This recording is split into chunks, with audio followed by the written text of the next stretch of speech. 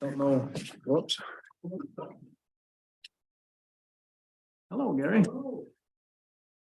Don't know where you came from. Yeah, who are you? Well, I mean, we do find it. Some of us didn't. But how far have you traveled to be here? Oh, okay. All right. Well, thanks for coming up. So we'll go right into the work meeting and look forward to having an update from John. Stand up here so we can catch the microphone and all that good stuff. Thank you so much for making some time for us. I'm John Ward. I'm the communications director for the Intermountain Power Agency. We've reached a very exciting point in IPP's history with construction of the new projects, and we've been making it a point to get around to all the city councils and give some briefings on where we're at now. Because obviously you've seen some of the email traffic and things. We're still a little controversial at the legislature, but we're at a key point in the development of the project and want to make sure everybody's up to speed on what's happening with that. So Denise, if you could just hit the next slide here. Any discussion about the Intermountain Power Project, you really have to kind of back up and review the structure because it can be a bit confusing. The Intermountain Power Agency is the owner of the Intermountain Power Project. And that's what Morgan is a part of. So the Intermountain Power Agency is 23 Utah municipalities. They were organized in 1977 specifically to build this project. And it is the owner. And the project includes more than just the two coal power generating stations that you see in the picture there. It's also two transmission systems. There's a northern AC transmission system that connects into the western grid. And then there's a southern transmission system, which is a big DC power line that runs straight from the power plant down to Southern California. And then we also own a rail car service center down in Springville and some other things to keep this whole project running. But all of those assets are owned by the 23 Utah municipalities. Let's go to the next slide. You can see on the map where they are. In addition to the 23 municipalities who own the project, we have other participants in the project who are bound in through contract relationships. So that includes 6 more rural electric cooperatives and then 6 big municipal purchasers down in Southern California. Now, everybody on that map there is a nonprofit entity. You know, keep that in mind. They're all municipal utilities or rural electric cooperatives. So there's no profit being made by this project. Everybody's a not-for-profit entity. And the way it works is, whoever buys the power is who's paying the bills because there's no margin there. But it is owned by the 23 IPA. That's correct. IPA is the owner of the project. These other participants are bound in through power purchase agreements. And let's go to that next slide there, Denise. Thank you. This is kind of an eye chart, but this explains how those under those power purchase agreements, everybody's entitled to what's called a generation entitlement share. That's how much of the power you're entitled to take. And if you look on the left one there, you see that the Utah participants, that blue wedge up on the top, 14%, that's the IPA share under the contracts. Now this is because this is a big power plant. All right, 1,800 megawatts generating capacity. If we took all of the electrical demand of all 23 Utah cities and you use nothing but IPP power, which would be a stupid thing to do, by the way. If you did that, we still couldn't add up to enough to manage just one of those units. So this was the idea back in the 70s when this project was put together. The Utahns will put this together. We'll bring in these other power purchaser participants. We can get a bigger plant. We can get economies of scale. We can get economic development coming to the state of Utah. And this becomes a backup for your municipal power reserves. So we're entitled to 14%.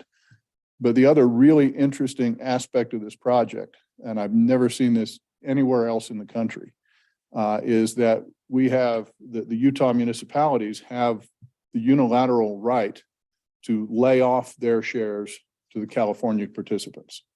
So over the history of this project, 36 years of operation now, the Utah municipalities have been able to sit down twice a year and say, do I want to take my power in that little blue square there, or do I want to lay it off? And you compare it against all the other resources that you've got in your portfolio.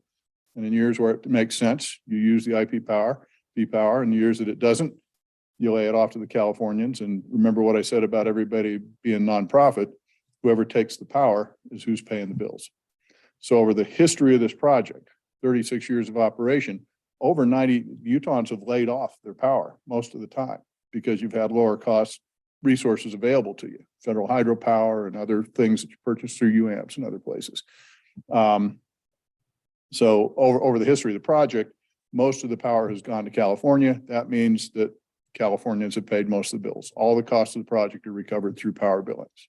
Does that make sense? And that's unique. I've never seen that anywhere else in the country. It's like you've got an insurance policy for your resource portfolio that you don't pay a premium for. Now that chart on the right there shows what happened, who takes the power when the Utahns decide to lay off their shares of the power. And you can see there that it's the Los Angeles Department of Water and Power who picks up most of that extra slack when the Utahns decide not to use it. LA is the largest power purchaser. And we also hire LA to be the operating agent, and we've hired them to be the project manager for building things out there and all that. It's the largest municipal power entity in the country. So what percent does that provide LA? of their resources?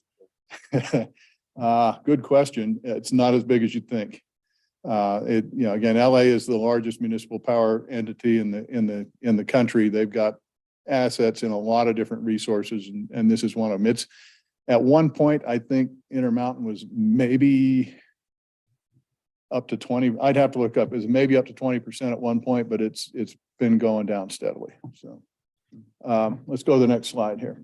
Now, we talked about that layoff last summer with gas prices going up and the drought cutting into hydro resources and everything else. Last summer, the Utahns did decide to pull back their power allocation. And by doing that, it resulted in a savings of over 6 million. Well, this one, we must have updated that chart. We redid it. It's over 7 million. It had $6 million stuck in my head.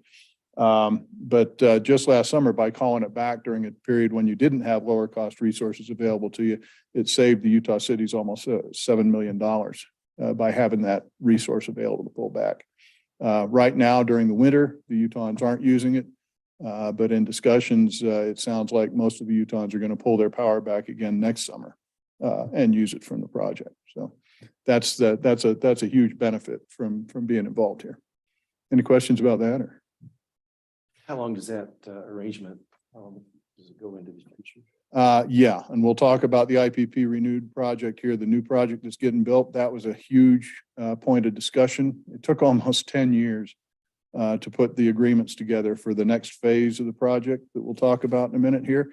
But that was a key negotiating point for the Utahns. They wouldn't move forward without that power layoff arrangement in place, and it is. So it will continue operating just the way it has.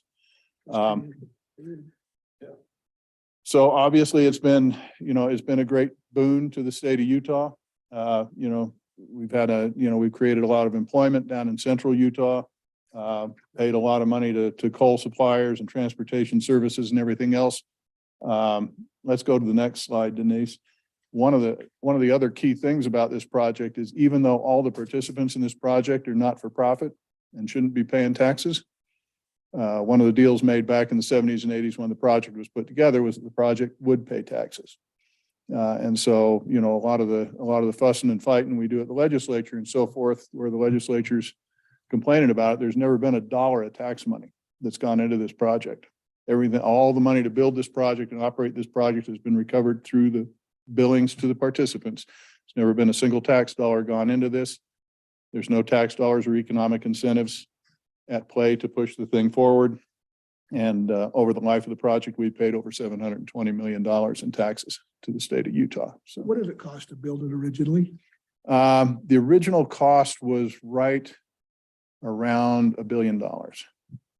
That was, it's a lot. And that was in 1984. So $1 billion was worth more then than it is now. And actually, if you remember, talking about inflationary times and things like that, when this thing was built, the interest rates were very high. And so over the life of the project, IPA has refinanced the municipal debt numerous times. IPA is a well-known entity in municipal bond circles on Wall Street. Over the 35 years, we actually issued over $11 billion worth of bonds as those bonds were refinanced and so forth over the life of the project. So it's a well-known project in public power world. Trust me. Let's go to the next slide. So, we reached a point a little over a decade ago when it became apparent that, you remember that pie chart, all the people who are taking most of the power and paying most of the bills because of legislation in California, it became impossible. They essentially outlawed coal power in California. Now that meant most of our customers were going away at some point. We were able to continue running the project because of the existing power purchase agreements. We were grandfathered in, but there would have been, once those power purchase agreements were up, 2027 was the final end date of it. Once those were up, we wouldn't have been able to sell power to those folks again. IPA made several attempts to find other parties who would be interested in taking over the coal plants. We couldn't find any. There were a lot of all the other utilities in the West are starting to lower their reliance on coal power. These units are huge. And so we couldn't find anybody to do it. So we moved forward with, let's go to the next slide here. We had a weak market for electricity. We had transmission constraints. Like I say, the biggest power line is that one that goes straight to California. We can't push all 1,800 megawatts out through the northern transmission system. We'd need that southern transmission system. That was a bridge to nowhere for the coal plants. So you would have had to build more transmission, a lot of things like that. The other thing that came into play was the environmental regulations. And we can go into that in some detail, but environmental regulations have continued to increase, where if we wanted to keep those plants running past the end of these first power purchase agreements, we would have had to invest literally hundreds of millions of dollars in new environmental controls to stay in compliance. And so the math just didn't get worked. Let's go to the next slide. Those are the regulatory obstacles. They're in several areas. I mean, EPA had an action against us that was going to force us to put selective catalytic reductions, SCR technologies. Basically, that catalytic converter under your car, put one of those on the back of an 1,800 megawatt power plant and spend $350 million to build it. That's one of the things EPA would have forced on us. There were also coal ash regulations that came into play in 2015. We would have had to completely redo the way we managed the coal ash at the plant. That would have been another $200 or $300 million. All of those were significant expenses. Let's go to the next slide. So really, yeah, go ahead. Ask a quick question. I'm curious. You bet. So what percentage of the coal produced in Utah actually is used by IPP? If you look right now, it would be about 30%. So would it really make a dent in that? It will make a dent in the coal production. Now, coal has been declining for some time. We didn't used to be as much as 30%, but now Utah is down to basically 4 coal plants. There's us, there's Hunter and Huntington down in Emery County. Those 3 plants burn Utah coal. The other coal plant that's left is Bonanza up in Uinta Basin, but they burn coal from Wyoming or from Colorado. And those are the only 4 coal plants that are left in the state. We've gone from when this plant opened in the 1980s, there were 15 coal producers in the state. We're essentially down to 4 of those now too. So the coal production industry, and frankly, this is a whole different slide presentation, but we've had trouble. We would have used more coal last year had we been able to get it. But it just wasn't available to us between railroad service problems and now the mine that was supplying most of our coal is on fire. So, that $7 million savings you had last summer would have been even bigger if we could have got more coal at the time to be able to use it. So, the coal industry, we're not the only reason the coal industry has been declining in the state. So a little over a decade ago, or about a decade ago, the IPA board reached a decision point where they could, and I like to draw this comparison. I mean, if you look at what happened at the Navajo station, that was down by Lake Powell down in Page, Arizona. That plant, similar size, similar age, similar customer makeup. That's it being blown up on the right there. That one's already shut down, flat spot in the desert, and there's nothing left going on there. That would have been the easy thing for the IPA board to do a decade ago, was to say, well, it's been good. That's fine, let's just call it off right now. That's not what they did. What they said was, wait a minute, we've got all this infrastructure here. We've got these transmission systems, we got land, we got water, we got rail, we got all of this stuff. What can we do here that will create an energy project that our participants can still use? And that's where the IPP Renewed project came from.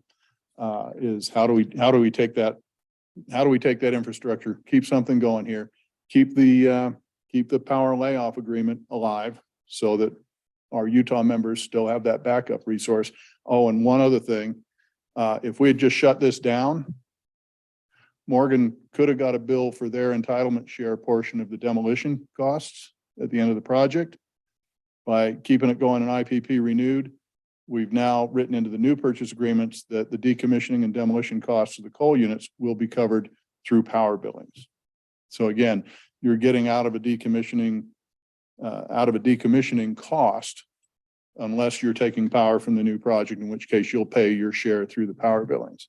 But we avoided both of those problems by keeping something going here. So Denise, let's hit the next one. So this was the idea. We're sitting here in a Great Basin.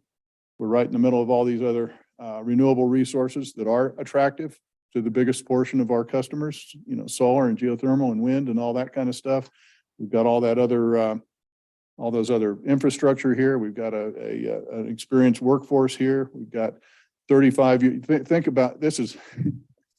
We've spent 35 years at a table with Los Angeles Department of Water and Power, one of the biggest, the biggest municipal utility in the country, from one of the bluest states in the country, all the way down to Oak City, Utah, where everybody wears a red hat, right? We've gotten along for 36 years, never sued each other. Might have come close a couple times, but this group has a history of being able to do regional energy cooperation and put big projects like this together. Be ashamed to let that go. So what we came up with was we announced the decision in 2017, shutter the coal plants. By the way, one of the reasons we had to do that, those coal plants are living on borrowed time right now.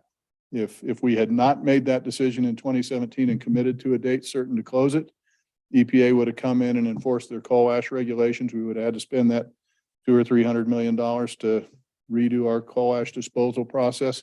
Because we committed to a date certain, we haven't had to do that. If we were to come out now and say, yeah, we changed our minds, we want to keep those coal plants running, EPA could come in and shut us down in 135 days. And that's not an empty threat. They've already laid that out on 7 other coal plants around the country. So this is one of the reasons we rejected the Enchant proposal that came in unsolicited a few months ago that you heard about. So we made that decision in 2017, started the planning for IPP Renewed. Those units are under construction now. And by mid 2025, the new units will turn on. That's when the coal units will turn off. The new units are being built right to the west. The original IPP was going to be 4 units, only 2 of them got built. So the new units are being built where units 3 and 4 were originally going to be, right to the west of the power station. If you've ever been down there to Delta. Produce the same amount of.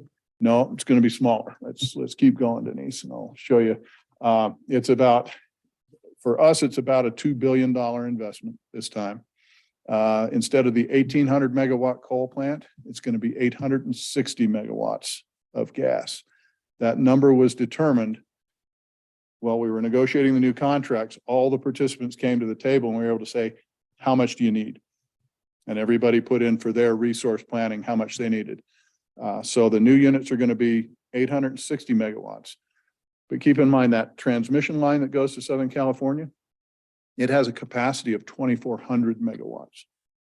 So that empty capacity on that transmission line, we believe, is going to stimulate a lot of other energy development in the region to take advantage of that to take advantage of that transmission line. That's one of the ideas behind this, is serving as an anchor tenant for more energy development in central Utah. So solar or wind could tie into that transmission. Absolutely. In fact, we're already tying in some. I don't know if you've ever seen all those windmills down by Milford in Beaver County. That's the Milford Wind Project. We've already got a power line that was built from Milford Wind up to our switch yard, and we wheel that power down the southern line. So that's something that's already happening on a smaller scale. I think we're going to see more of that coming in the future too. Now that $2 billion investment is our side of the fence for building the new gas units and upgrading the southern transmission system. As we got into this planning, we also realized this was known before, but nobody ever put two and two together until we started working on IPP Renewed. The power plant sits right over the top of a geologic salt dome. Now this is it's the only one of this size in the Great Basin. It was pure luck that the power plant got built on top of that. Like I said, I've talked to a bunch of geologists. People knew it was out there because people had been poking holes in the ground looking for oil before, right? But that's not why the power plant got built out there. But that salt dome can be used for energy storage. It's already being commercially used to store propane and butane and things like that. What we're going to do is we've got natural gas fueled generating units that are being built, the 860 megawatt gas units. We're also across the street from us, the partnership between Magnum and Mitsubishi called ACES is going to develop, it's in construction now. They're developing 2 underground salt cavern storage units. They're going to set up electrolysis. And at times of the day when there's more wind and solar energy than people can use, that's where we're at now. There's times of the day when you turn it off. We take that excess wind and solar energy. We use electrolysis to split water, turn it into hydrogen. We can put the hydrogen down, store it in the salt dome, make hydrogen all spring, all fall, bring it back up in the summer and winter when you need it, and use it as a fuel alongside the natural gas in the new units. It's, and this is a really important thing to think about. Well, I'll talk about hydrogen a little more in a second. But our side of the fence would be about $2 billion of development. Mitsubishi Magnum side of the fence, another $2 billion worth of development for that hydrogen process. Now, they also see us as an anchor tenant. All right, we're getting that going. They'll be able to then sell green hydrogen for transportation uses, chemical, refinery uses, all kinds of other things. So that's another area where we think this could turn into additional economic development for the state. So let's go to the next slide, Denise. We kind of talked about all this. Let's hit the next one again here. This use of green hydrogen has really put IPP Renewed on the map. There's green hydrogen. I can send you a file. There's green hydrogen projects getting started and underway all over the world now. And there's some other big ones in the United States. But this is Mitsubishi's most important project in North America. They got a really big one in Europe and a really big one in North America and a really big one in Asia. And this is their big one in North America. When we fire up the units in 2025, they'll do 70% natural gas and 30% green hydrogen. And Mitsubishi, who's also building our turbine generator, has commercially guaranteed that we'll be able to do 100% green hydrogen by 2045. So the plan is to start at a 30% blend and then increase the amount of hydrogen we're using as time goes on. What's the cost difference? So the cost difference between Natural gas and this green hydrogen. natural gas is definitely cheaper now. But here's the way to think about it. If we're not making green hydrogen necessarily to be the primary fuel.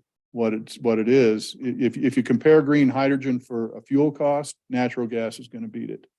What you should compare it to is an energy storage cost, because that's what we're really doing with the hydrogen is energy storage. It's renewable energy storage.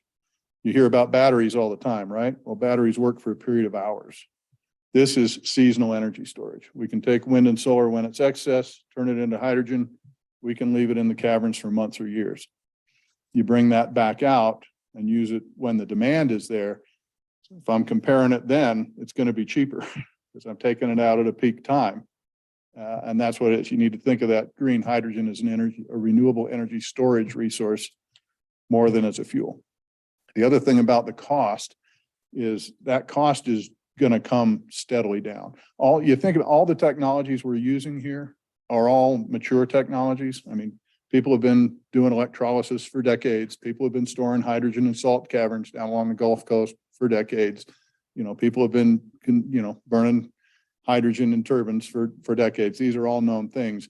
What we're doing is scaling them up for utility use at a big scale. And as more interest as more and more of these electrolyzers get built and deployed around the country, the costs of that electrolysis are also going to come way down because economies of scale. People are going to be building a lot more electrolyzers. So, I'm going to put myself on the Morgan City Council side of the table again. Because of the agreement you've got in place for the power layoff,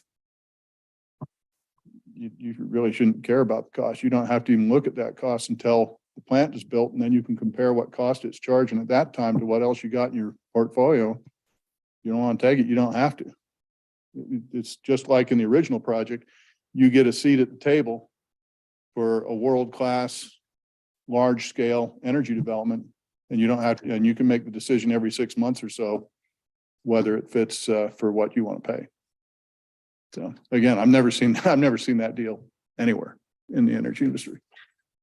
So real quick, hydrogen by the colors, because you're gonna hear a lot about hydrogen. Gray hydrogen, blue hydrogen, green hydrogen. Those are the three main ones. By the way, they're coming up with a whole bunch of other colors now too, lavender and chartreuse and all kinds of things. We won't go that far. The hydrogen isn't a different color, all right? Hydrogen's hydrogen. It's number one on the periodic table. It's one little H, it's invisible gas, all right? The colors refer to how the hydrogen gets made. So most of the hydrogen that's made in the world today is gray hydrogen. And the way they make that is by splitting up natural gas to extract the hydrogen from the natural gas. That's gray hydrogen. The colors relate to the carbon that comes from it. So when you separate hydrogen out of natural gas, you release a lot of carbon in the process. That's not a carbon-friendly, renewable kind of a resource. Blue hydrogen is when you still extract that hydrogen from natural gas, but you capture the carbon and you put it away somewhere. You capture and store the carbon, so you'll lower that carbon footprint. Green hydrogen, which is what we're doing, just splitting water, taking the two H's and the one O and using electricity to split them apart. There is no carbon emissions associated with that. If you're using renewable energy for the electricity to do that, there's no carbon emissions associated with that. So that's what makes it green hydrogen. The first thing people think, oh, you're taking water and splitting it. You must be using a lot of water. It's not the case. You look at the water demand, we're splitting water, but it's taking 9 liters per kilogram of hydrogen. Takes a lot more water to split it out of natural gas. Takes a whole lot more water than that to split it out of natural gas and then compress the carbon and figure out something to do with that. So it's actually the most water-friendly way to make hydrogen that's out there. Let's go to the next slide. And as it pertains to Utah's water, this is kind of the picture. I told you before that when IPP was built, it was originally planned to be 4 units and only 2 got built. Well, the project went out and acquired shares in water companies to cover 4 units worth of water. So that's about, on average, year to year is different, but on average, that's about 45,000 acre feet of water. At the peak, we only used about 25,000 acre feet of water. What we do with the excess water is we lease it back to the farmers. We've had 100% beneficial use of our water every year of the project. So what we don't use, we lease back to the agricultural community. But we peaked at about 25,000 acre feet. Right now, with the plant running at a lower load, we're using only about 12,500 acre feet annually.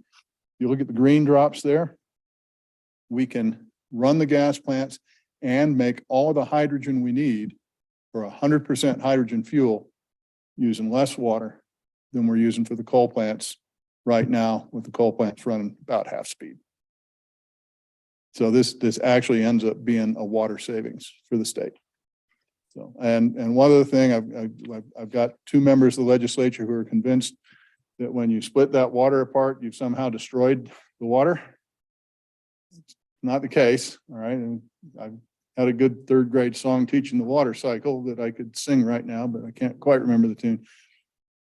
We take electricity, we split those H's and O's apart. We put the H's down the salt cavern, the O goes out there where we can breathe it or do whatever with it. When you bring that H back out and put it through the turbine, it's actually the chemical reaction of the H's going back together with the O's that creates the heat. That creates the heat that we then use to generate electricity. So what's going up the stack is water vapor. That water goes back together in the combustion process. And that's the main thing that goes up the stack at that point is water vapor. So we've got these 45,000 acre feet of water. You're using just significantly less than that from here forward. What do you do with the excess? Well, for now, the plan is to do what we've done with the excess for the history of the project, which is to lease it back to the agricultural community. But that said, you still got that water. One of the questions I get given this briefing sometimes is, well, if this works, do you think they're going to build a couple more of these units down there? That could be one use for the water. There could be other industrial uses for the hydrogen that create additional economic opportunity. There's some of that water available for those things. So we're not planning to dispose of those waters. We're planning to continue. We'll continue to have 100% beneficial use every year by leasing it to folks who can use it. But we want to hold on to that for additional development down the road if that's something that works out to something we want to do. Let's go to the next slide, Denise. So construction is underway. That picture on the left there is the drill rig that's being used to complete the salt caverns. People say, when can I go in the salt cavern? I say, as soon as you can get a Jules Verne thing that shrinks you down to about this big, so you can go down a pipe, all right? The top of the salt cavern is about 1,300 feet underground. So this drill rig goes down through that 1,300 feet of overburden, gets into the salt, goes down farther, get to the bottom of where you want it to be. You pump water down there. It's called solution mining. You actually dissolve the salt. And then you form these underground caverns that are cylindrical, tall, cylindrical, about the size of the Empire State Building, each one. The two caverns that we're going to build for this hydrogen store as much energy potential as all of the installed utility batteries in the country today. How much room is there for more of these caverns in that salt dome? Over 1,000. We're never going to run out of that salt dome resource. The big dome. It is, it's huge. And again, this is mature technology. This is uncommon geology for this part of the world, but these are the things that are all over down the Gulf Coast, Arkansas, Texas, Louisiana. You've heard about the Strategic Petroleum Reserve. That's what it's in. It's in these kind of salt caverns. So that drill, we've already finished drilling for the first one. It's drilling the second one now. I wished I'd put a banana there for scale. That drill rig is about the size of a 14-story building. But that project is underway. The picture on the right there you can see is the foundations. I've actually made quite a bit of progress since this was done, but all the ductwork and foundations and things for the gas units are now in place. Last month we put up the crane to do the structural stuff. So I think we're up to 800 workers on site now. We'll peak out at about 1,100 construction workers next year. So it's going. It's going to happen. So on the Devon Valley there is historically, in fact, one of our most recent lava flows in Utah was, I think, 600 years ago, just down the South street of there. in Lowell. And there's geothermal activity with hot pots. Does any of that heat cause you trouble storing the? Not in the salt dome at all. And one of the attractions of this. So once you drill that hole, you solution mine out your cavern and all that, the pipe that comes up through the overburden, there's actually a double thick concrete casing that's laid into that. And the salt itself is amorphous. That's why you have to melt it out with water.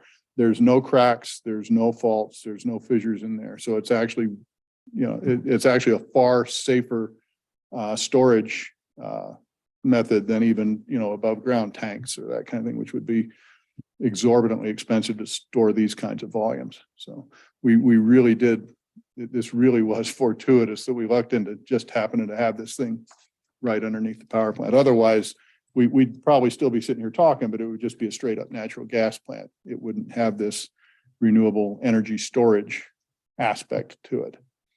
So just kind of wrap up. I mean, the idea behind this was, let's leverage the infrastructure that's there to provide energy projects that our participants want and can use. All right. There's no state tax support or economic development incentives in this. It's all being covered by the project. We get to continue our positive economic contributions to the state, not quite as many jobs as the coal units. I'll be honest about it. The coal units at their peak employed a little over 400 people. This one's going to employ 120. But as I'm fond of pointing out, Navajo, the employment now is 0. So, in my mind, the comparison isn't 400 to 120, it's 0 to 120. Plus we have all of that opportunity for additional development around there. Key for cities like Morgan, it continues that favorable entitlement layoff structure. After this thing's built, you've got a front row seat at the table. If it doesn't work, you didn't pay for it. If it does work, you're there. Provides for those coal unit dismantling costs to be covered through future power billings. So you've avoided that. We've got significant reductions in carbon emissions, no solid waste, significant reductions in water usage. And we're providing an anchor tenant there that we hope is and believe is going to create a lot of other economic development for the state. So very, very positive project. I think it's a great resource for our 23 member cities to have in their back pocket.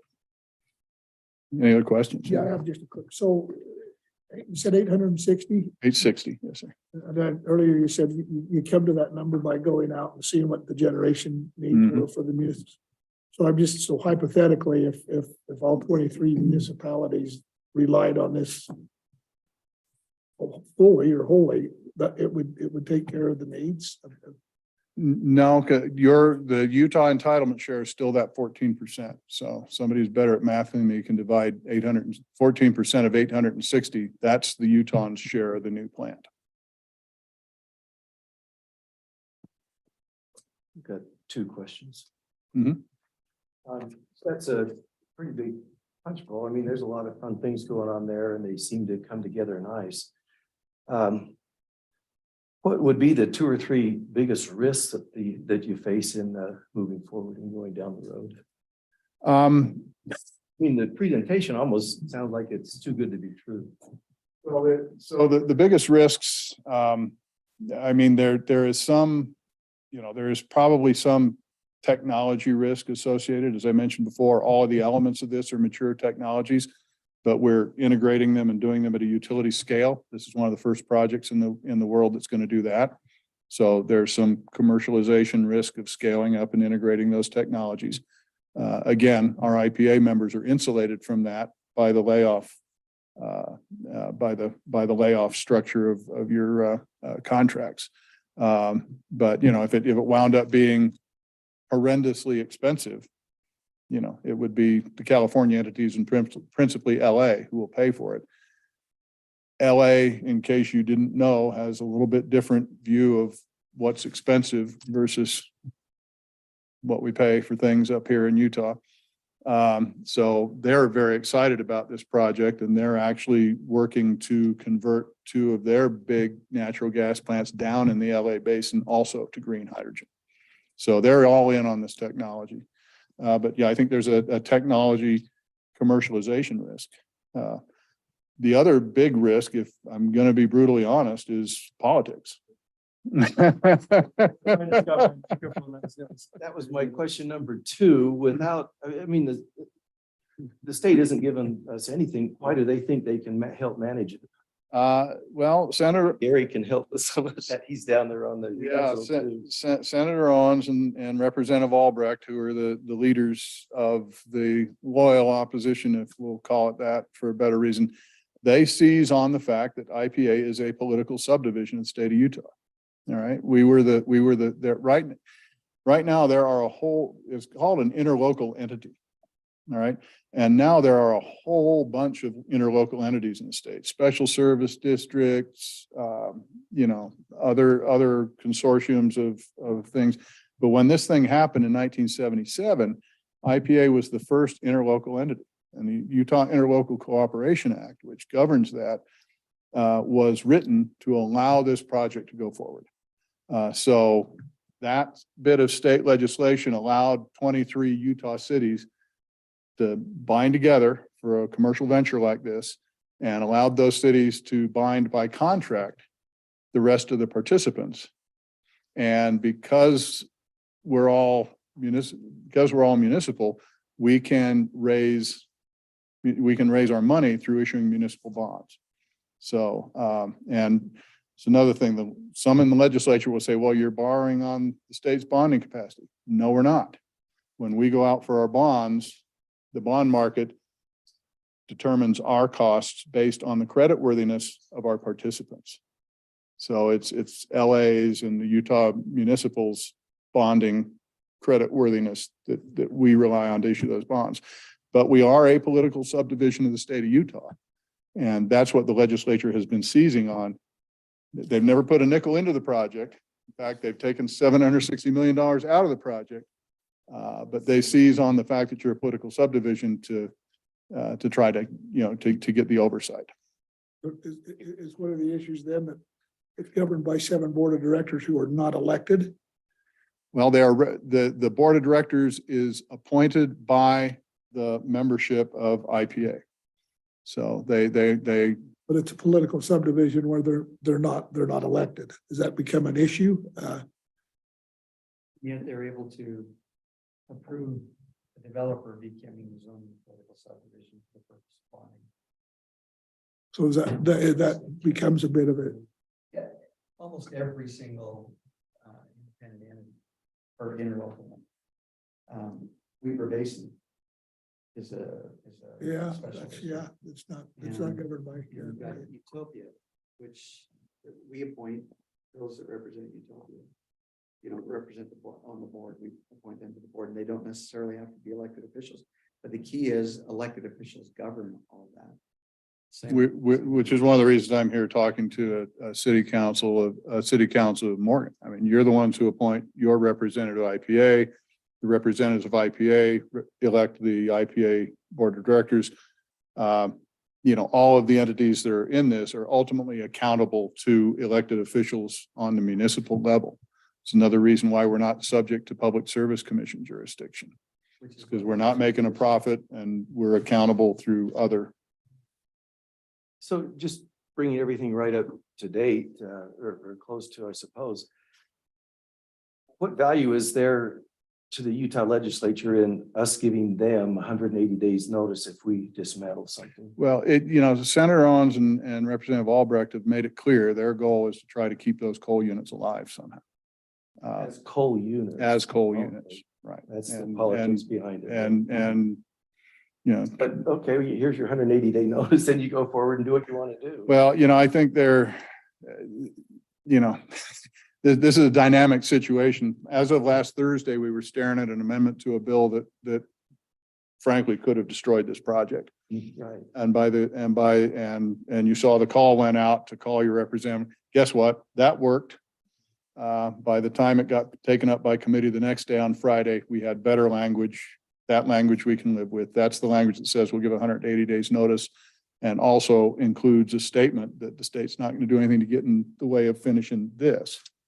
But I think, for the next 2.5 years, we're gonna, we've got a dedicated kind of led by coal country legislators who are going to try everything they can to try to keep that coal plant running.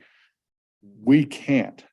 The minute we say we want to keep that coal plant running past since when we said we'd shut it down is when EPA can come back in, and they can not only shove a stick in the spokes of our new project, but they can send us an order that tells us stop using those coal ash ponds in 135 days. And that shuts down the existing coal plant as well. So, the IPA board passed a resolution that set a world record for the number of whereases in it, that lays out all the all the reasons why we can't entertain that unsolicited offer that came to us from FiberNet and Enchant. But the legislature is still gonna keep kicking around on it. Another thing the legislature did this session is they're appropriating $400,000 to do a study on what it would take to keep the coal units open. So we'll see what comes of that. Wouldn't California just quit? They're not gonna purchase power from a coal-fired unit, correct? No, if But this, where's all that excess?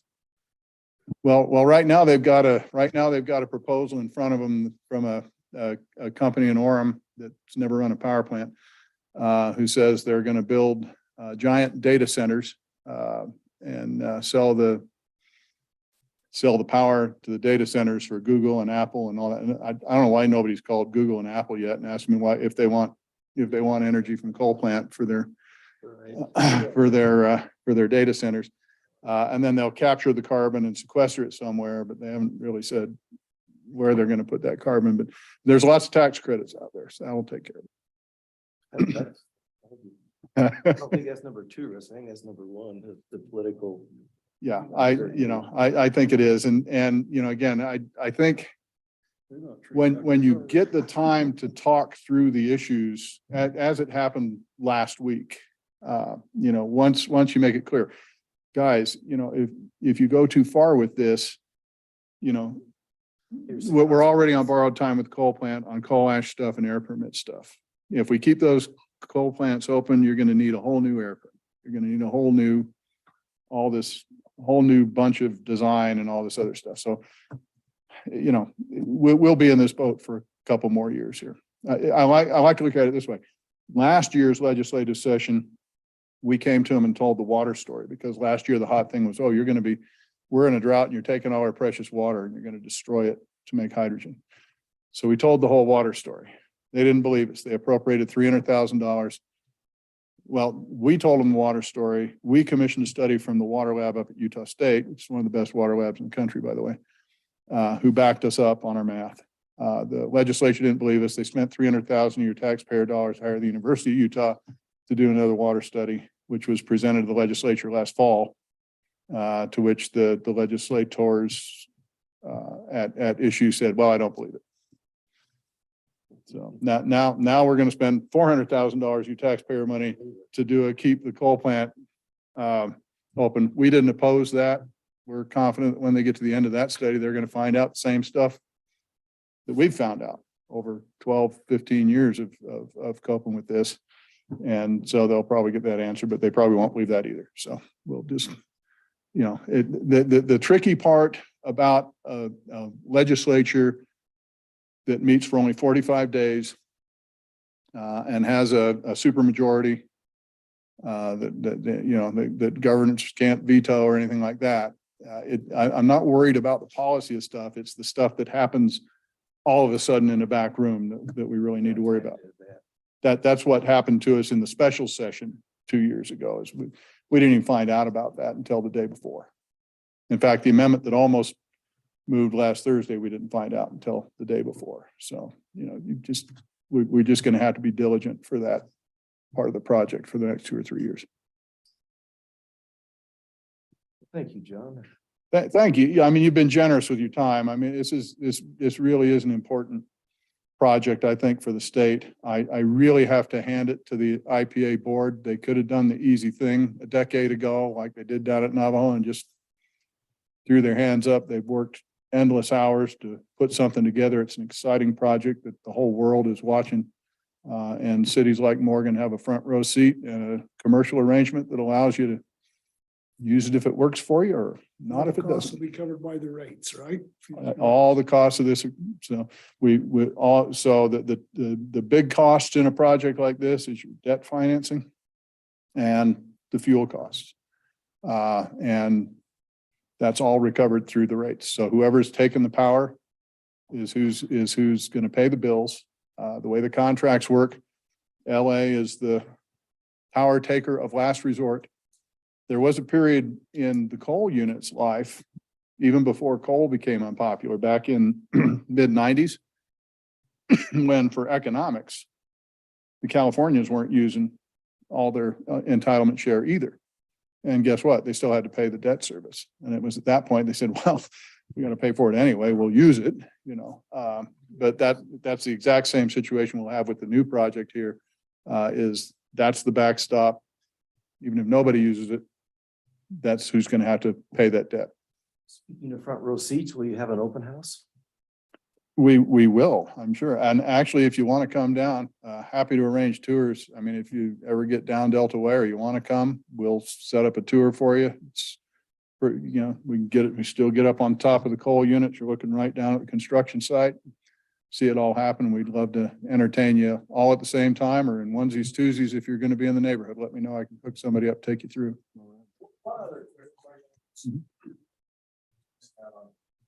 Where are you putting all the salt?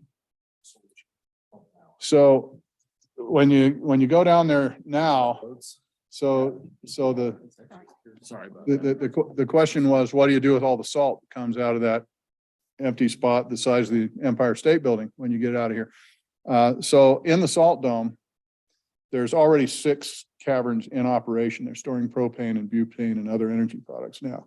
And so when you go down to the site, you don't see salt caverns because they're underground. It's just pipe sticking out. But what you do see is great big brine ponds. So it comes out in a brine solution. For some energy products like the propane, things that are liquid, they keep that brine. And when you empty the propane out, you put brine back in there. And when you put more propane in, you draw the brine out to keep everything full. For our project, that's not going to be necessary because it's going to be stored in a gaseous form. We don't have to put brine back in there. So there's actually going to be a whole bunch of really salty water in these great big ponds out there. And I can tell you that's one of the things that the Magnum and Mitsubishi people are looking at is they could turn into salt producers Could a byproduct. as a byproduct. Absolutely. And it's almost table grade salt the way it comes out of there. So good questions, by the way. Well, you've been really generous with your time. Really appreciate it. And again, if you have any questions, Ty knows how to find us or get a hold of us or, you know, love to host you down there if you want to come down for a little tour. So.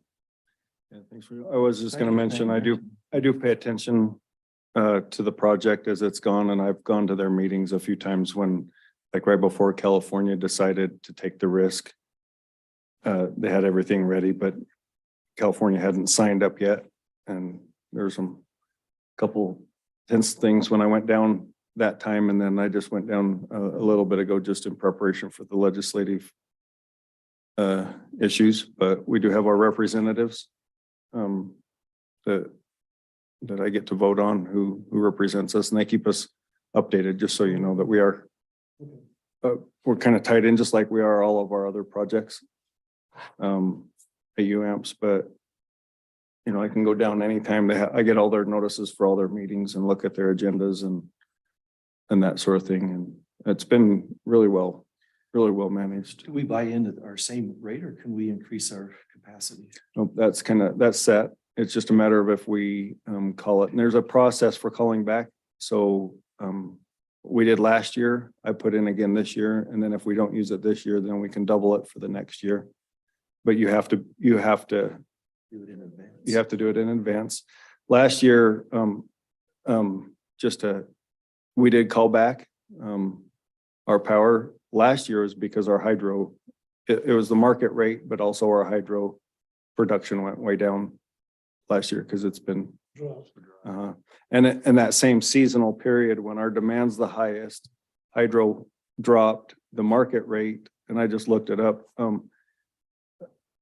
So we bought power at about $60 a megawatt in the month of which one am I clicked on? August. And our pool price, or what the market was $428 during that same time. And it's never, I mean, we just have these big swings, you know what I mean? But saved us a ton of money. How confident are we that our power will be competitive? For the gas and hydrogen project? Right. Well, you know, you kind of need to look at the time frame. Let's just go 25 when it turns on. It's going to be 25 when it turns on. It's going to be 70% natural gas. 30% with the green hydrogen. So your power costs when it comes on are going to be really close to what the natural gas market rate's going to be at that point. Fast forward another 10, 15 years beyond that, as the hydrogen ratio goes up, a lot of that's going to depend on, how that hydrogen manufacturing process plays out. But again, as I said, the folks who are going to be making our hydrogen are Mitsubishi, which is one of the three, Mitsubishi, Siemens. Well, that's it. I mean, they're the two biggest companies in the world that are doing that stuff. So they're going to be right on the front edge of bringing the costs down on that. And Mitsubishi doesn't go anywhere in the world now. They don't talk about Delta, Utah. So Los Angeles they're not gonna buy the power if it's not within market. well, I think they will because they're on the hook for paying if the Utahns decide they're not going to buy power, you still have to pay the debt service on those bonds. And it's back to what we experienced in the early 90s when LA figured out we have lower cost resources somewhere, but we still got to pay the debt service on these bonds. They'll use it. So that was that meeting I was talking about when they put out the bonds for was it 800 million? 800 million. Yeah. And they took the risk for that. So they're on a take or pay. We just have the option to call back and pay if we want it. And if not, they're the ones backing and paying that. What are we in for? As far as megawatts? I don't know what the new calculation is, but it's just a couple hundred kilowatts. I'll have to look. I did the math. 120 megawatts is what the 14% would equal.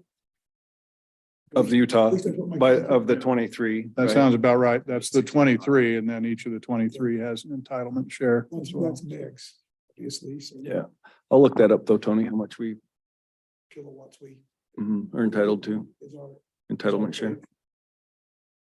It's not very much. Okay. Yeah.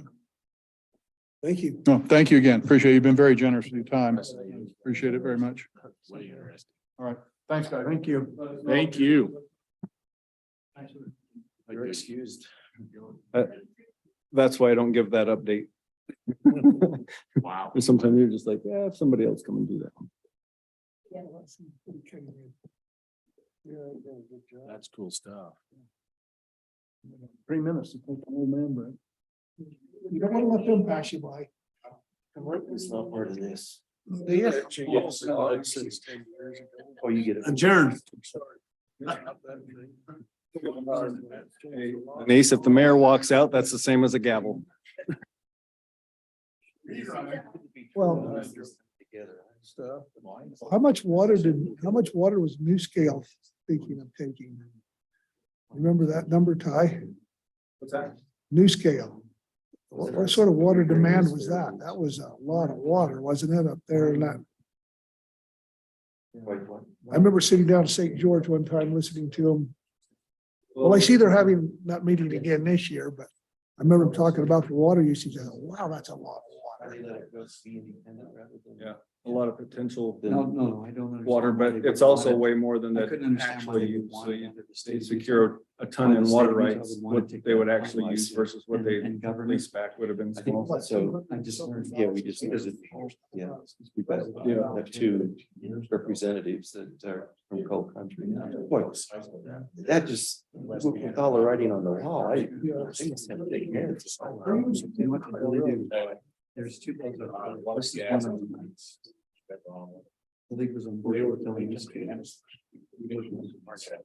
Oh, really? We were, well, because of, yeah, 23. They said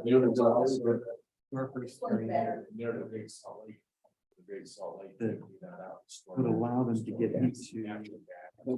Originally, that was those domes. The legislative. So a decade ago, 15 years ago, that those salt domes were supposed to be seasonal storage for natural gas. To obtain all of the documents. It's good to have that natural gas pipeline. I think after the 2.5 years that he talks about things will quiet down. And that's why they say right now they have some propane. You they know, have it's build some that's done, it's other generating. storage, but it's a ton of capacity. They were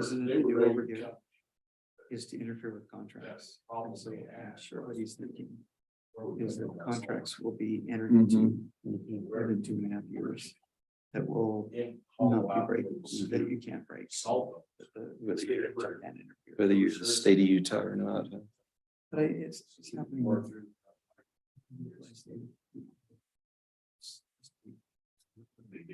On keeping UCA independent.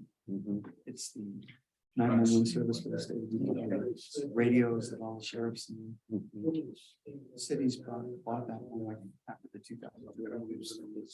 State.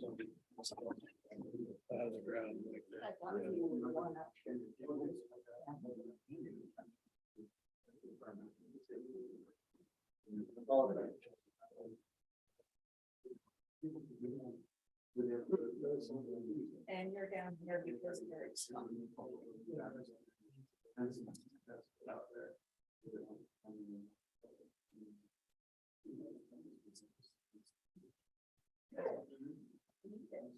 Really don't, but I'm gonna eat it.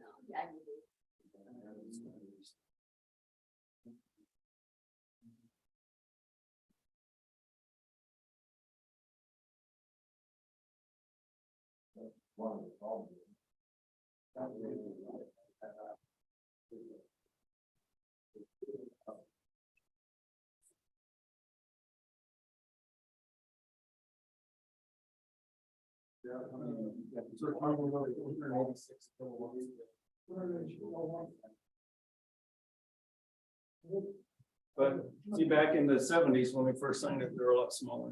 I'm gonna give you that. MJ. Oh, one, two. Okay. So, I believe Dan. Yep.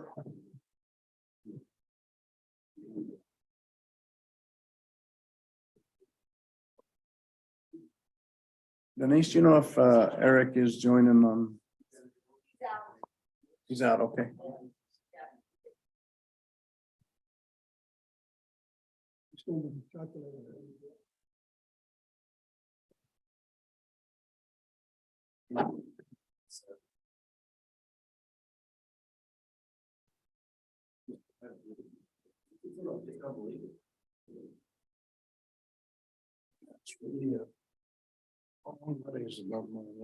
Hey, What's that?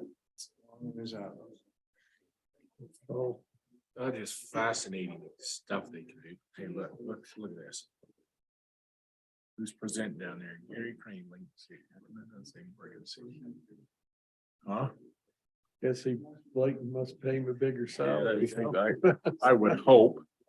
Yeah, he's presenting 1, 2.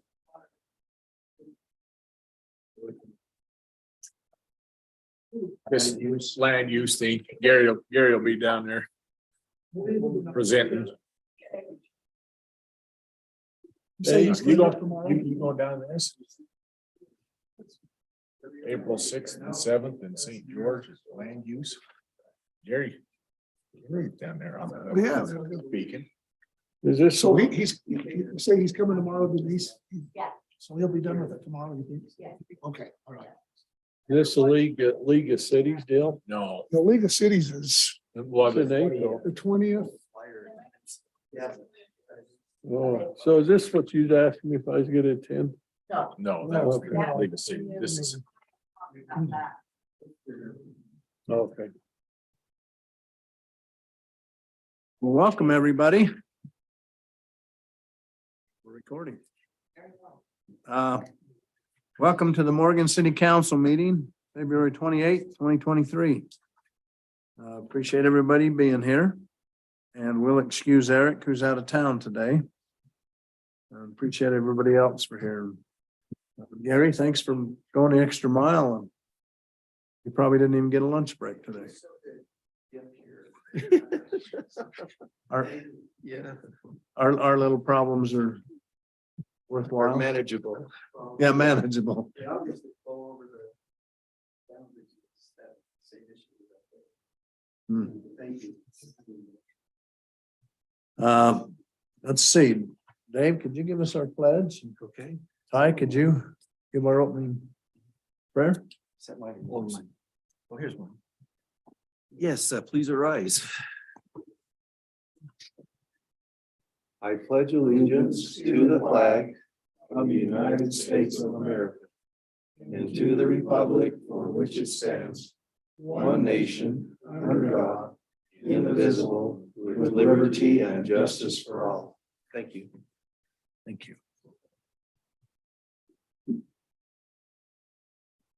Our Father in heaven, we come before you this night. We give you thanks for our blessings. We're good for this opportunity we have to meet as a Morgan City Council and for the opportunity we have to serve this wonderful community, and we're grateful for the moisture that we've received and for the prosperity that and peace that we have in this community. We ask that thou bless us that we can be alert and have open minds and discuss the business of the city and do things that would be in the citizens' best interest over time. And these things we pray in the name of thy son, Jesus Christ. Amen. Amen.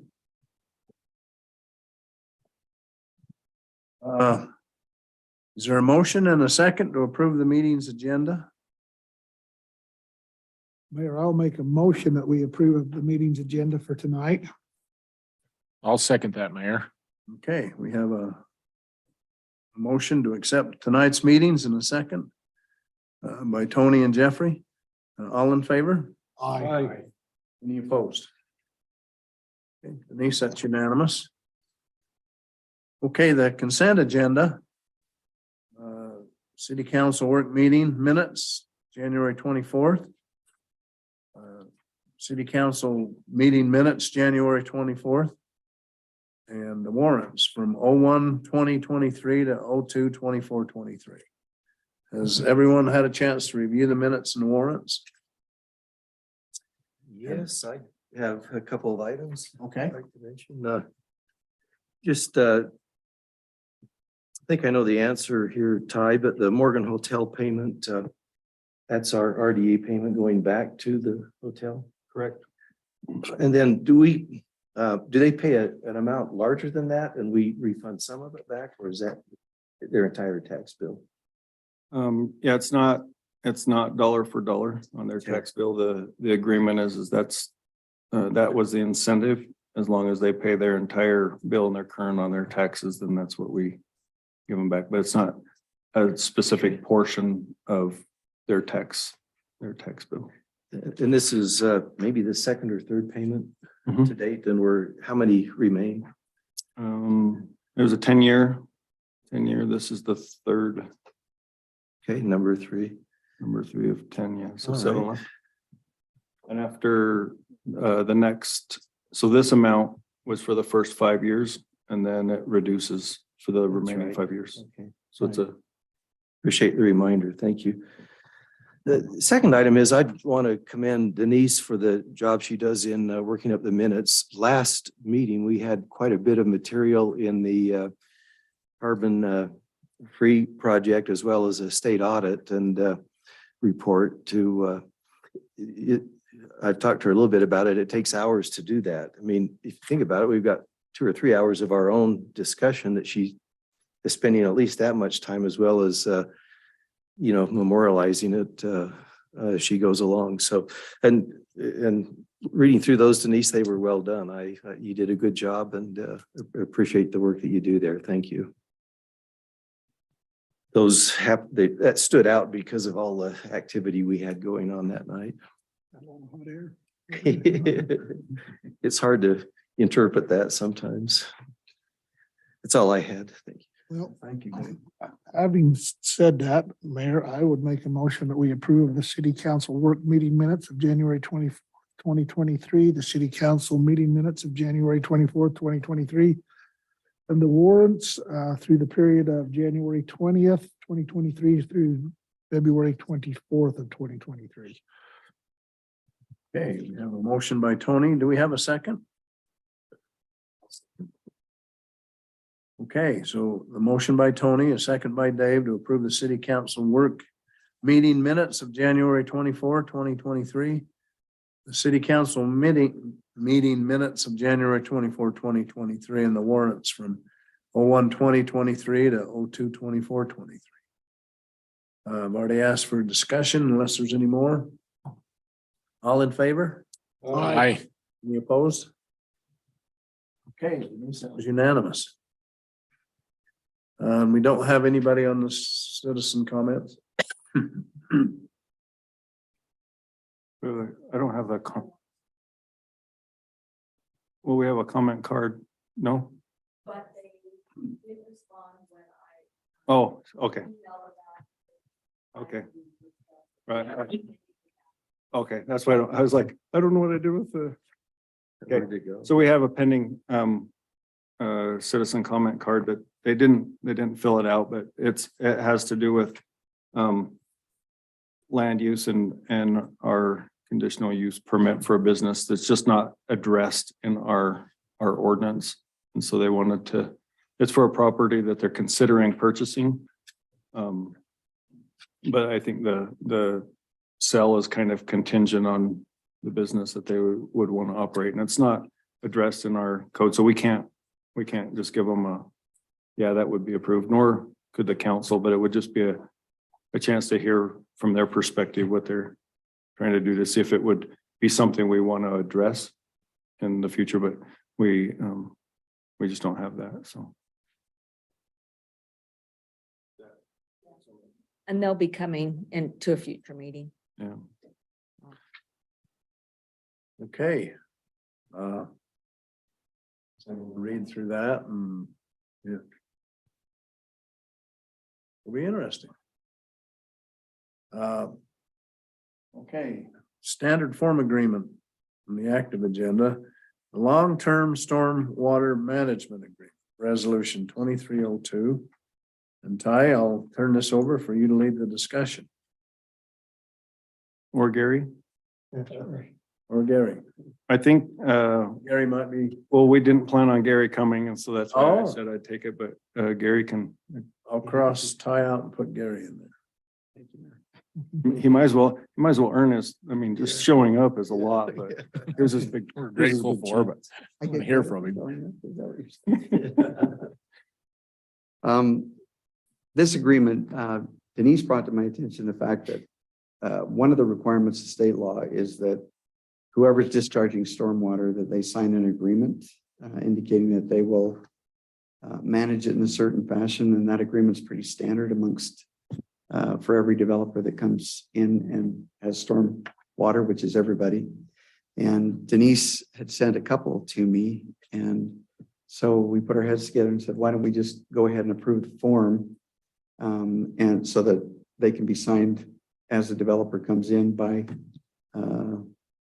just as a matter of course, because they're all the same, exactly the same. So what this resolution does is approves the form so that you can expedite that piece of it.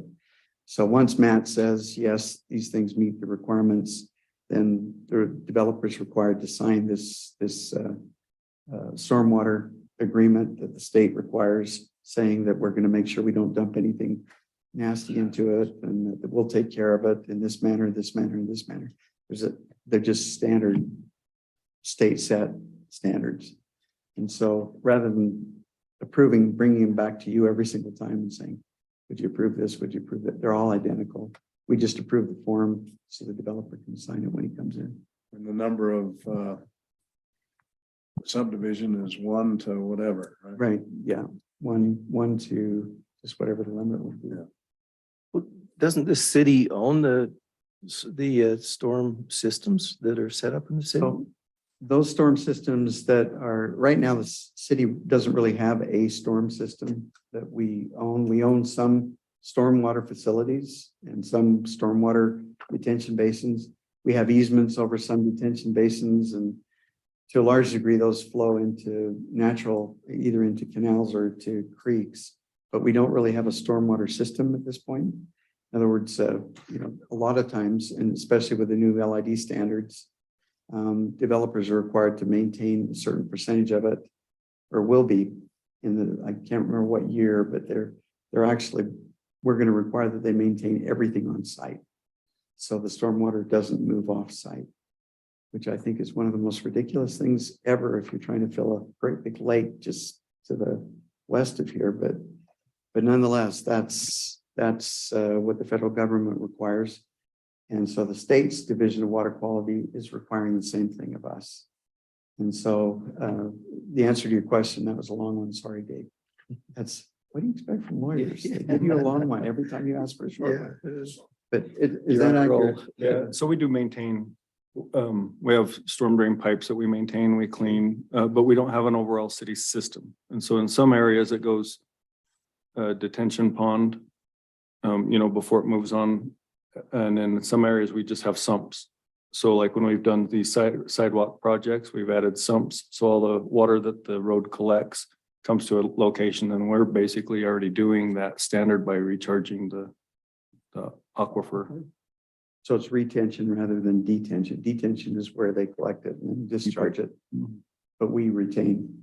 Just so it has time to draw down, but we don't, for example, take it from one side, and we do have areas that outlet to the creek and the river, mostly the ones that get into ditches. So we do have some agreements with the ditch companies to put into ditches, and that's the closest to a system that we have, but it's not a full operating system like what Gary described. So each development basically has that standard that says, what are you going to do with your stormwater? And they have to figure that out. They propose it. We look at their design, and they are required to take all the hard surface and figure out what they're going to do with it. Section 2 says the owner shall at its sole cost and expense adequately maintain the stormwater facilities. That's just what I was gonna Yeah, ask. developers come and go. 30 years from now, there's not gonna be a developer to take care of it. Well, so if it's an HOA, then they're the owner. If they've put it in and turned it over to the city, then we, Typically, there's a detention basin or a retention basin. They have to provide for that. They have to provide for taking care of that. Is what they would have to do. But it's forever. So Not gonna, they won't be around forever. No, that's the reason an HOA takes it around. So Red Rock has a detention basin, a detention pond, or right there as you go into Red Rock. Mm-hmm. So I had the same question. I think I had the same question Dave has, where it says adequately maintained. So I don't know what maintenance would really be done on that detention basin, but so who's responsible for maintaining that? So it should be the HOA over there in Red Rock. But is there an HOA over I there? don't think there is. We don't know. we maintain that one. Do we maintain it? So, We mow it and City. so here the paragraph is saying that the developer maintains it. How do we separate that if it's our responsibility? There are some that we've taken responsibility for, I think. I didn't know that that was one of them, but Pheasant Run is another one, right? I thought that this went with the ones that do have an HOA or retain ownership, but the ones that turn over to the city, we're just the owner. And so I don't know, does this agreement have to follow every? Anything that is theirs that they retain ownership of, they would have to maintain according to the federal government. By that agreement, By that agreement, and otherwise they don't need to have that right? agreement. Well, So you don't sign the agreement with yeah, everybody? if there's no stormwater detention in the subdivision, however, the stormwater has to go somewhere, right? Well, they have but some of those they turn over because we use it as public space. So if it's large enough, then we say we're gonna make a park out of it, like up at Fox Point is a park, but it's actually a detention So it would basin, be- but we own it. They've turned it over. So that it's more clear, should we accept that out in the agreement, that if it's turned over to the city, you no longer have that responsibility? Yes. Back to Red Rock. Do we own that one? Yeah, we could. Aye. Do we maintain that? Or I guess that's where I thought we just wouldn't do an agreement if it's one we're gonna take ownership of. If they don't have anything in there that they take care of, they shouldn't be signing one of these agreements. Anyway. And the state's okay with that? Mhm. I mean, again, it. Well, if They're saying we we're should- taking care of it all, they need to. The reason that we have that is for those subdivisions that do not have city taking care of their, the storm drains within. Well, would that be then a private ownership of the pond, say? Would the HOA own the pond, that maybe that's a distinction where, They do, like, Mahogany Ridge, they do own. But they're an HOA, they retain ownership and they have to maintain. then they would sign an agreement. Mhm, Red Rock, who owns that? we do. So they wouldn't need to sign an agreement. Right. We will, yep. Just further down that main road. There's one there. Unless it's an HOA, we usually own it. Yep, and we So take when it. they come with that subdivision, and they're just planning on turning that over to the city. And they wouldn't sign Then this. you have to sign. this. Right. This only, that's what my thought was, is that it's approved, we've gone through it, but we only apply it when it's gonna be retained ownership. And if it's just a, minor subdivision or one that this city's gonna take over, we maintain it and we make sure we hit the standards with, Sure, I mean, that's what we do, so. right, that's what we do. Where's Rivercombe? What do they do with their storm? Tony's backyard. Goes into the river, bro. we- I'm not familiar with the system there, but there is Maybe a something. possibility it goes in the mill race. River. Yeah. Maybe it's a we don't ask, we don't tell. I don't know. And they're done that. No, I just not real familiar with how that was designed because I Take wasn't. that out of the minutes. Hey, if Gary can ask for that, I can't, but if the attorney says strike that from the minutes, I concur. So if they come to an agreement and sign it and everything, and they don't manage it well, what's the enforcement there? It spells out fines as well as ultimately a lien on the property. And that's Yeah, it's in the agreement. dictated by state law as well. If we don't, in fact, they do an audit. I think they do an audit every year. They do for Layton. I don't know if they do for the smaller cities. You know, if they do a stormwater audit or a, No, we do a report, but I don't know if they, that's, like, we just have to say this is what we do, but that entity would also just probably have the same thing. So it's similar to what happens on who owns the sewer, if it's a small subdivision or a water system with so many connections. I think the state's really just trying to take an upper hand on when they have authority, and before, when there's been a problem, they say, well, that's within the city, but the city's like, we don't control, and this is, I think, more of a step there to have the state clarify that we have control when we need it on HOAs or small independent systems. their bigger concern quite what goes into the stormwater. And we just recently got dinged because they determined that we did not have enough clout in our ordinance. Yeah. Requiring the people, make sure that they keep stuff out of the stormwater system. And that we couldn't, they looked through our ordinance and yes, we could enforce as a nuisance or something of that nature, but they wanted specific provisions in there. And so I imagine, that we'll probably have to do some checking of ours. As well as the state goes around but that's what they don't like. They don't like people dumping into the stormwater system and. Putting So what did you do? we tightened up the requirements, made it a specific fine for anybody who's caught, not maintaining a system or dumping stuff into the system that shouldn't be there, or allowing it to be done. And then allowing us to go after either the person that put it in there or the person that failed to maintain it, which would be the HOA, or if there's no HOA, it would be all the homeowners within that subdivision. If it's private or if it's the city would have to clean it up, and make sure they keep it from there. And we do that now. We do reports and show what we've been maintaining and that sort of thing, but It's kind of a part of that program. So this really applies to either like a private development, right? Or wherever they have stormwater improvements that belong to them and don't Right. belong to us. HOA.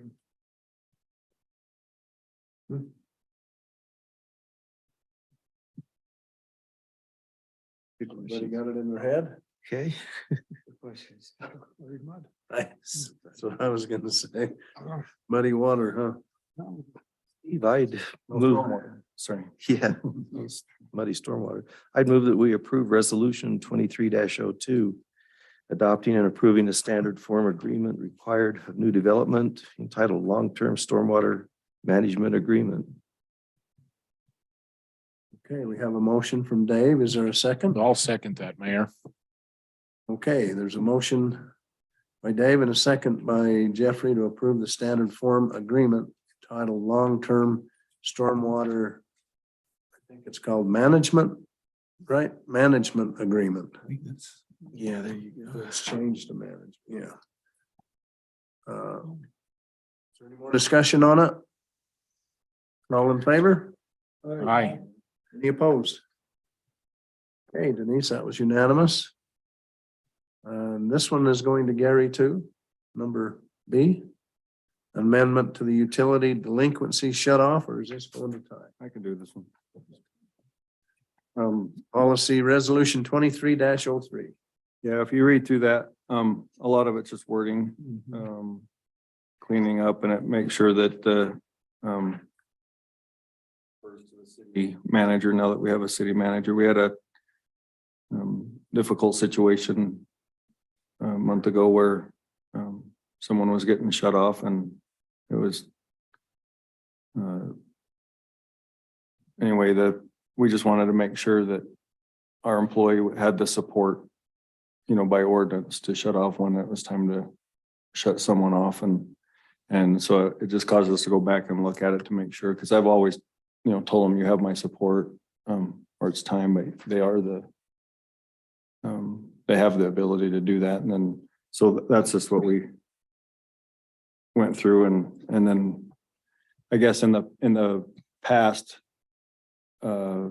before we had a city manager, someone would get shut off and then the employee would say, no, this is the ordinance. And then it would basically come back to council, and not all the time did the council have the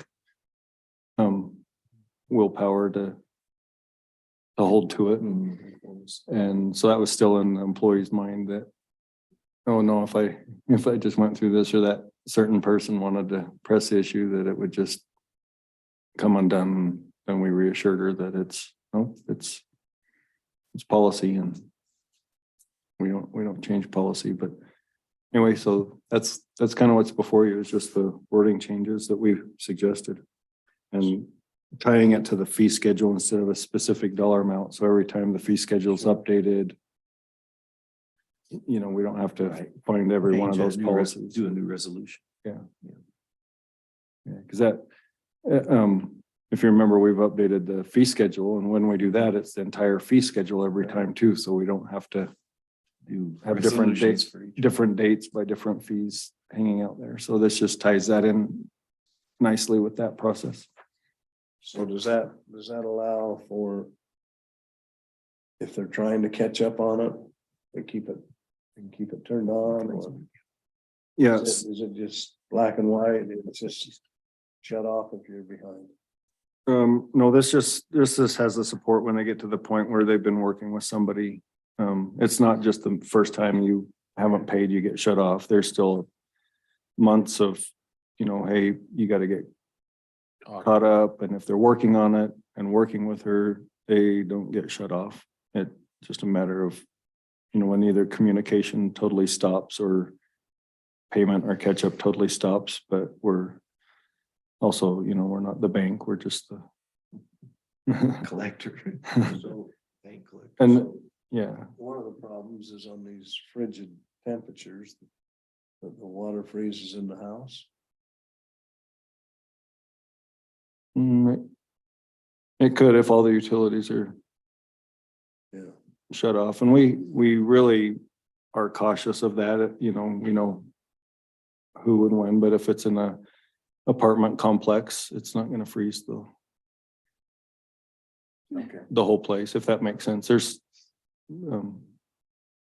and most people, you know, once they get shut off, they don't go more than a week before they come back in and rectify the situation. But if we just ignore it and keep them connected, the bill just keeps climbing. How many utility shutoffs do we experience in a year? Notification, we notify 20 to 30 every month. That's quite a few. But actual shut-offs, I would say it's probably, 5 to 10 per year. It's not Okay. tons or, it's shut off and then turn back on, but we're cautious of that too. So we'll shut off on a Monday so they can be restored on a Tuesday instead of shut off on a Friday and. Friday and Friday wait till we open up again. Yeah. You know what I mean? Like it's really not we don't treat it as a punitive thing, but at some point, either there's a problem or there's a leak not getting fixed, or there's just a bill not getting caught up, and it's a disservice to allow that to go on for The rest of the fully, community, and right? yeah, or if you're not getting a response, I just feel for our employees having to go to the house to do it. yeah, they do a good job. So it's usually our power department that does the notifications, and they're usually two of them. Oh, yeah, you wouldn't want to. They- Sometimes they're alone, but most of the time just depending on who we have available. We, Do they have Smith and Wesson with them, those two partners? no. But yeah, our guys, I mean, we have a good team, and just to be honest, last month or 2 months ago, it was Clark and I deciding who was gonna make it to UAMPS, and he said, showed me a stack of his door hangers. He's like, I kind of have to do these, so you go. And then this month I couldn't make it, and he went, but even Clark will go hand them out when they need to. And but that we've talked about that, and we make adjustments as we can, but that list used to be a lot larger.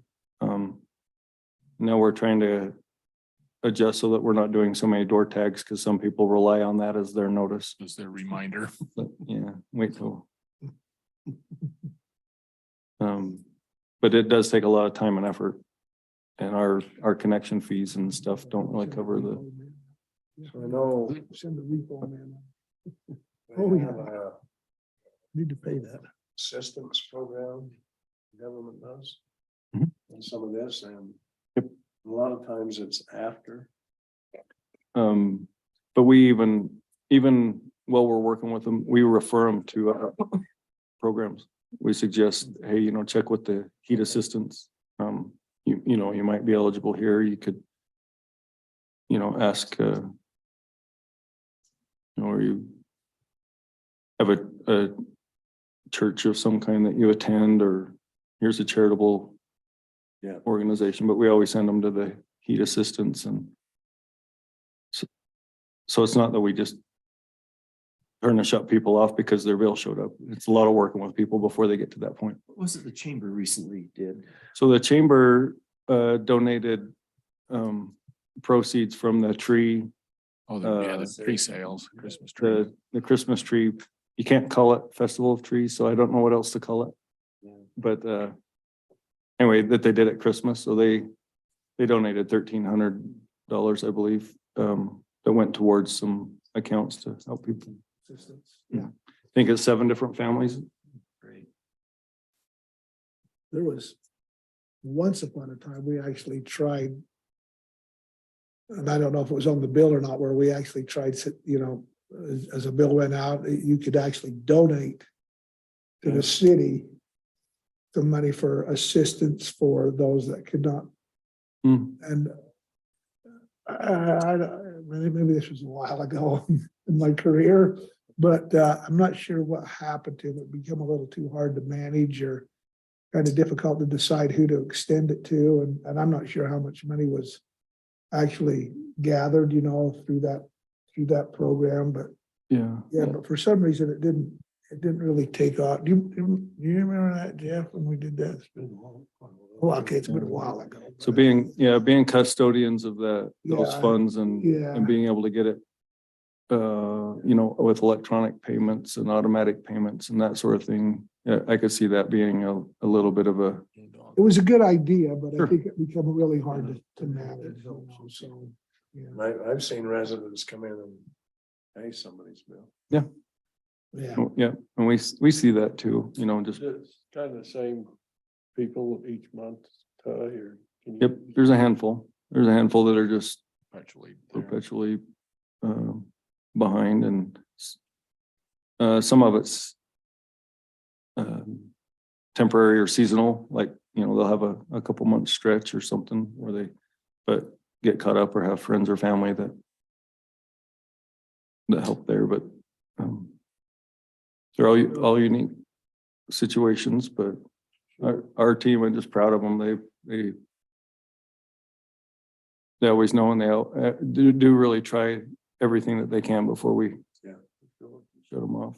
I've been impressed with that. And sometimes, and I think the difficult thing is to, over time, not take it personal when you're dealing with someone that's clearly frustrated and they've got a lot of other things going on. And sometimes, I tell them maybe that's the service that we're offering that day is, yell at me and then we'll Feel better. fix your account. I mean, that's hard to say as a supervisor, but no matter what, when people are frustrated and they just don't have anybody else, and that's a lot different than somebody that just leads in with, because you're the government and you're going to take it right from the beginning. But no, they do a good job. It's a hard position to be in. There, You got a motion coming? I do. I will make a motion that we adopt Resolution 23-03, a resolution amending the Morgan City Utility Delinquency Shut Off and Reconnect Policy. We have a motion by Tony. Do we have a second? Yeah, I'll second. A motion by Tony, a second by Jeff to adopt and approve the amendment, the utility delinquency shut off and reconnect policy, resolution 23-A. All in favor? Aye. Are there any opposed? Okay, Denise, that's unanimous. Okay, number 5. Is there anything from the council that they need to be up on? I might have a report on planning meetings. Let me see. If not, we'll use Tony's good memory. I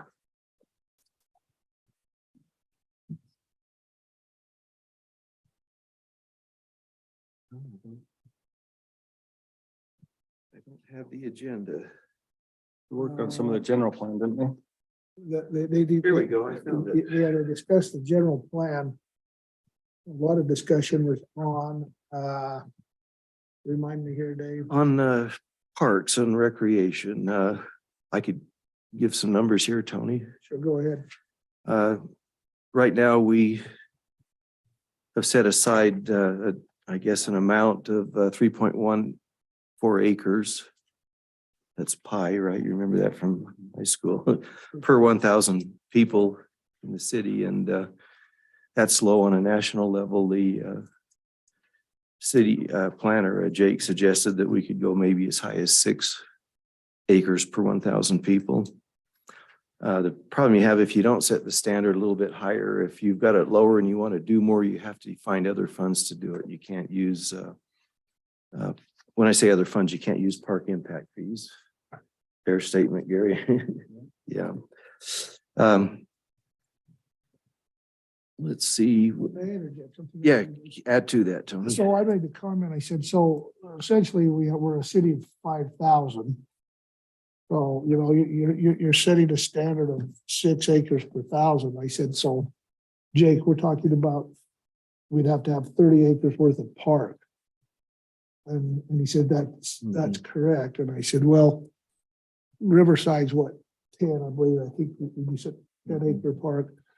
So I mean, in order to beat that standard of 6 per 1,000, we'd have to have another two Riverside parks or a whole Mhm. bunch of smaller pocket parks to meet that demand. So, and I guess in my mind, that seemed You know, it was quite a lot, but yeah. in that light, yeah, in that light, it was recognized that Utah has probably fewer acres per thousand people, in part because of our public lands that are available. We don't need a New York city park, what do they call the big one? Central. Yeah, Central Park, because of all of our opportunities. But we're a private county that doesn't have a lot of. public Yeah. lands. So that was mentioned. as Morgan well. County is unique for sure, but the state of Utah is majority government owned. Refresh my memory, didn't they also kind of include trails? Spacing on trails for, Well, one of the questions I asked, and Ty mentioned it a moment ago, is I said, so in this formula, could we count the pond over in Fox Point? Mhm. Now, I realize it may not have restrooms and that, but I mean, on the bank of that pond, I suppose you could put a restroom up on the bank of that if you had to, or some playground equipment and that type of thing. So, but I never did get a real good answer to that. And then I'll just add one more thing, and hopefully I didn't misspeak here. But I did mention the fact that here a couple of years ago, we did purchase some ground. I'll call it behind the Tucker Fur Farm over there on that, next to the river by the new townhomes. About 3 acres. There's 5 there, I think, because I looked on my Okay. Honda on X, there was 5 acres there. And was it the intention of that time when we bought it, the possibility that someday we may look at that as a potential park as well? Yeah, so we put in for a grant to do a park and trails master plan that would get more specific into suggested uses for that space. But yep, the idea is there, that's all going to be public space. Anyway, sorry, Dave, I hijacked your Yeah, conversation. that's a nice addition. I'll go through the rest and Okay. add to it. On the general plan, Ray Little brought up that the idea that we maybe didn't, or they didn't finish the land use part of the consideration, chapter 2, and felt that because of its importance, they ought to have it nailed down. So they're going to come back next month for that. So we're probably still a couple of months out before we see anything.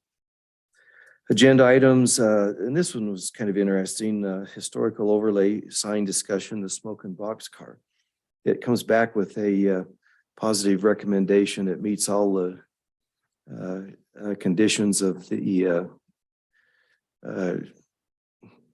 RDA on signage with, I guess, colors and that sort of thing. But the applicant has come up with a sign that it's on just a piece of corrugated metal that is similar to, and he got the concept, he got the idea from graffiti. Well, the Planning Commission's having a little bit of a struggle because we want this to be historical. 75 years ago, we didn't have boxcars with graffiti on them. So they were having a difficult time working through that. When the day was done, they went ahead and accepted it. So when you see that sign go up, it'll be think of it's, I think one comment was it's almost genius the way that he came up with it. It did make a lot of sense once the applicant explained what it was. It looked like, to begin with, it was just letters thrown onto a piece of metal to me, but I think there'll be 2 signs, one on each of 2 buildings, if I remember right. And then mixed use residential housing overlay. They spent some good time talking about that.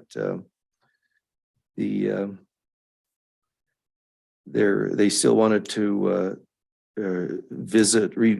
continue to visit that. They'll look at that again in March and then a public hearing in April. But moving forward with that, which is what we asked to happen.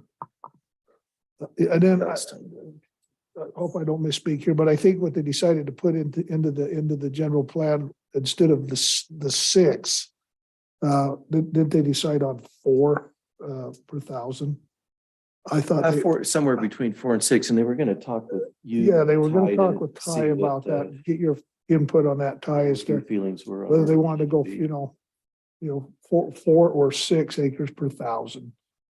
And they would go, and I do remember, yeah, they wanted to discuss that with you and get your input on that, so. And they determined that you didn't need to go all the way to 6.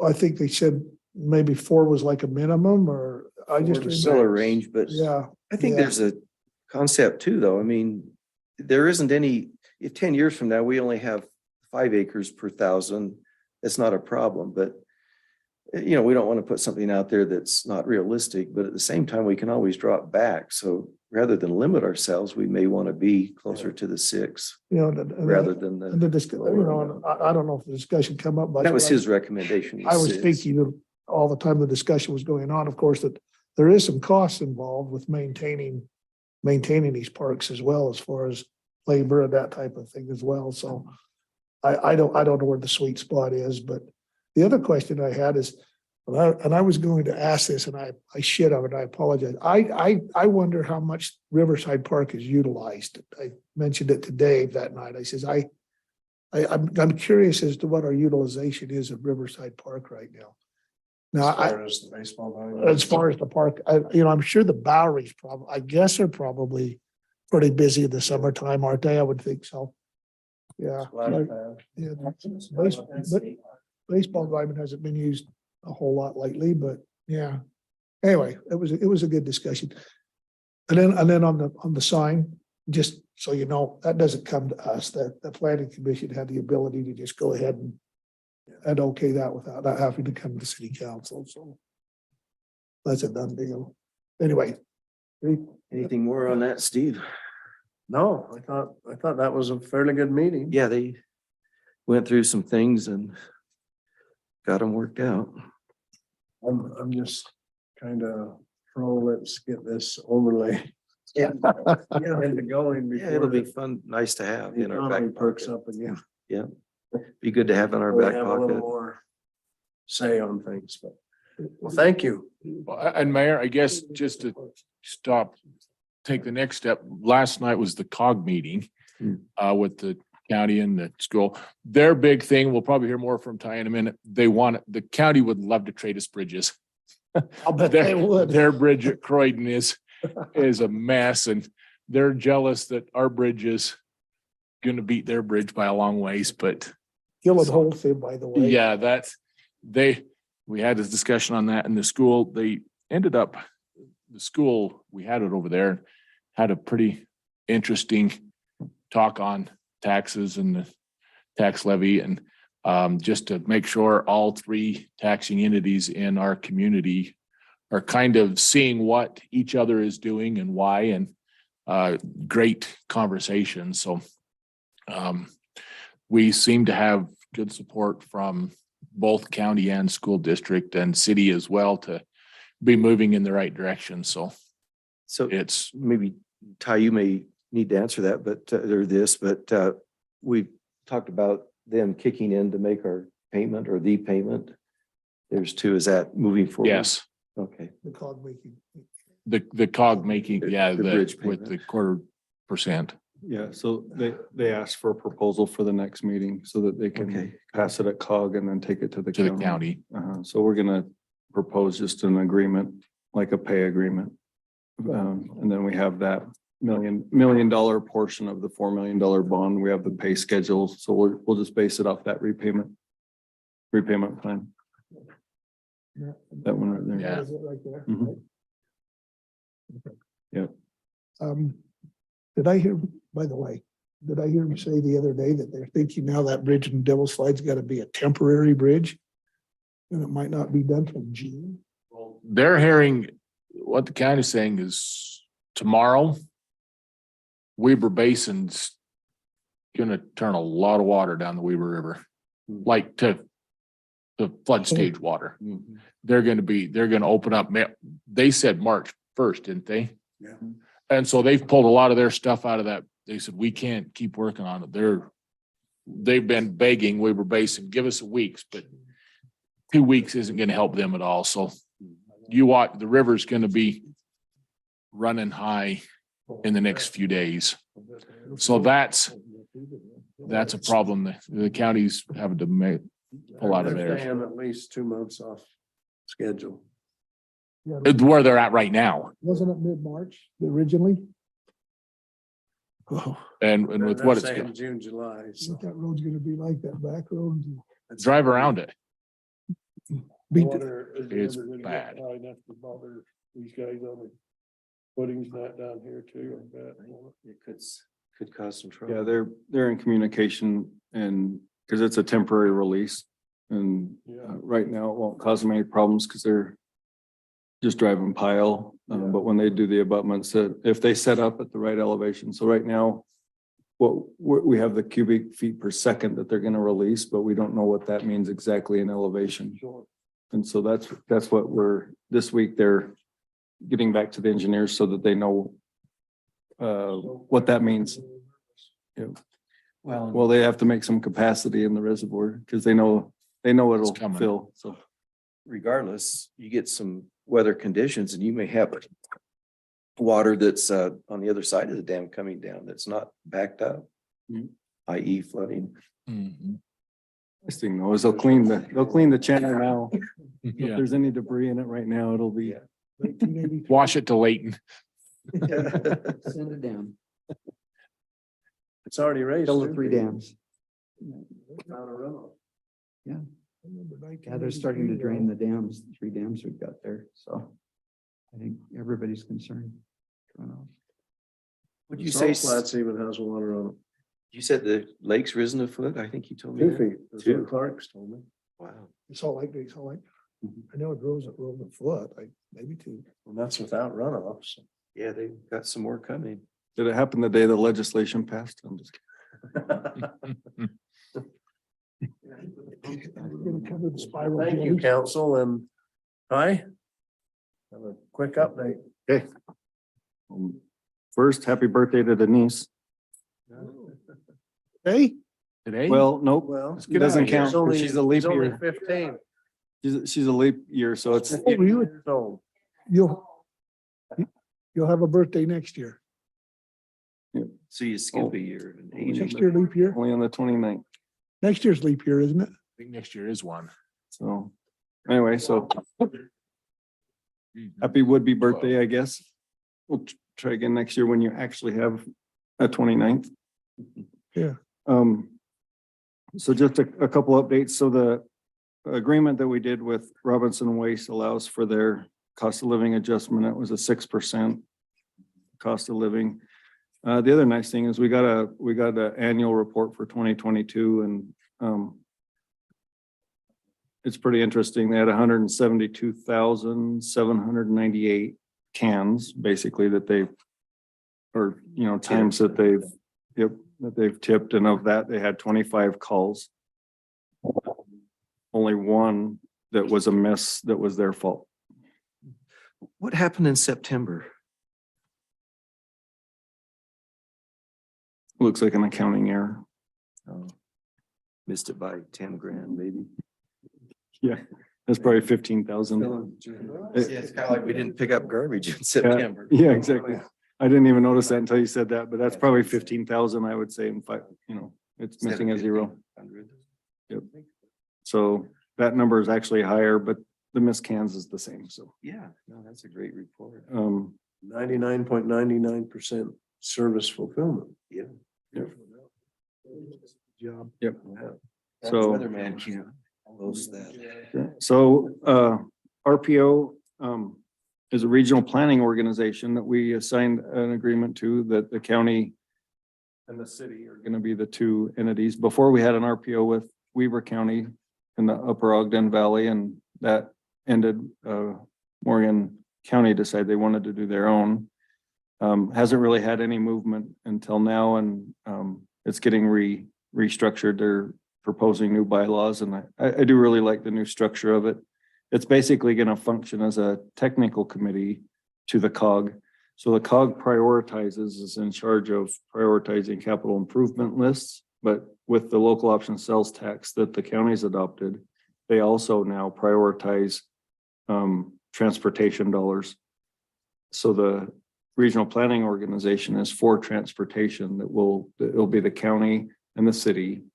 And we'll work together on planning, but also prioritizing road projects and making suggestions to the COG on where those new dollars should be spent Funding. on a priority basis instead of fighting over it. If that's a politically okay statement to make.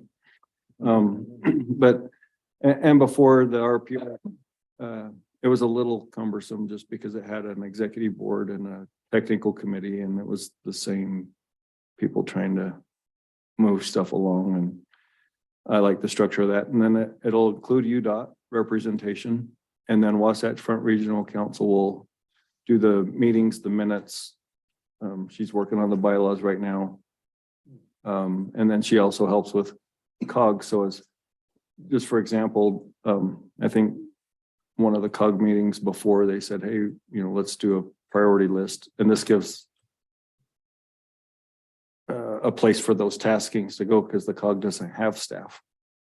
And then that committee can function more as a working group, but it'll have our road superintendent and the county public works, the mayor from here, council member from the county. And so the RPO bylaws are out. If you'd like a copy of those to, or if you're interested in participating, just let the mayor or myself know if that's something you're interested in. Together. So their first meeting is March 22nd at 4 p.m. So yeah, did you see the email I just asked Tony if he got it. Yeah, I got from from Jenna that were presented at the COG? I don't think so. So Tony's on a need to know basis. Yeah, and I don't need to know. But no, it's out there. So if you're interested and you want to get in that loop, just anybody will be welcome to attend, even if I don't know that a lot of voting is going to go into the RPO as much as working on priorities and lists. And so When did you have that meeting planned? so the first RPO is March 22nd at 4 p.m. I think it came in the form of a mayor. You might already have it as an appointment, like a calendar invite. You know what I mean? It might be on your calendar. So just a Young Street Bridge update. Everything's on schedule, going well.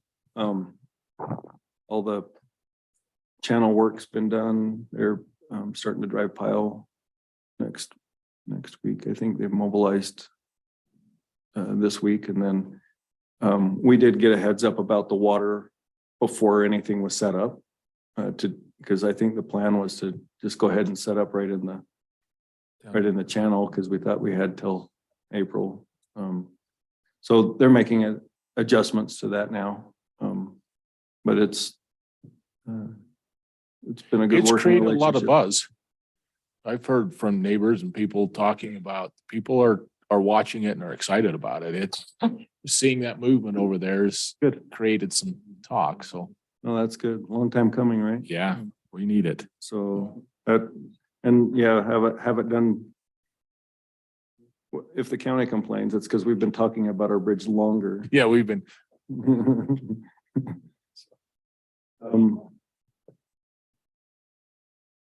Then just a FYI, the county gets economic development grant, the community economic or the county economic opportunities committee prioritizes that grant, and a portion of that goes to our local businesses. And Andrew Willis at the North Front Business Center has put a grant application out there. So if you know of any local businesses that would be interested, it's based on their needs, but I'd call it more of a mini grant. But just a good opportunity. And I think they're putting it out on the county's website is where that's going to be listed, but pretty easy application process.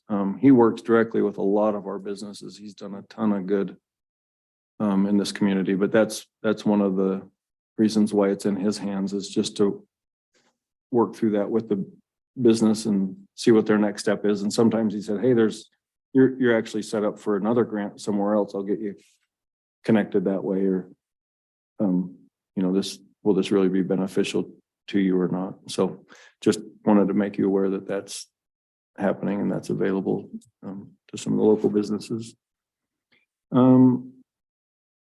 We are just, we've started our budget process like we normally do. And the mayor and I have been kind of talking. I have two things that we're going through right now. One is prioritizing projects with the department heads.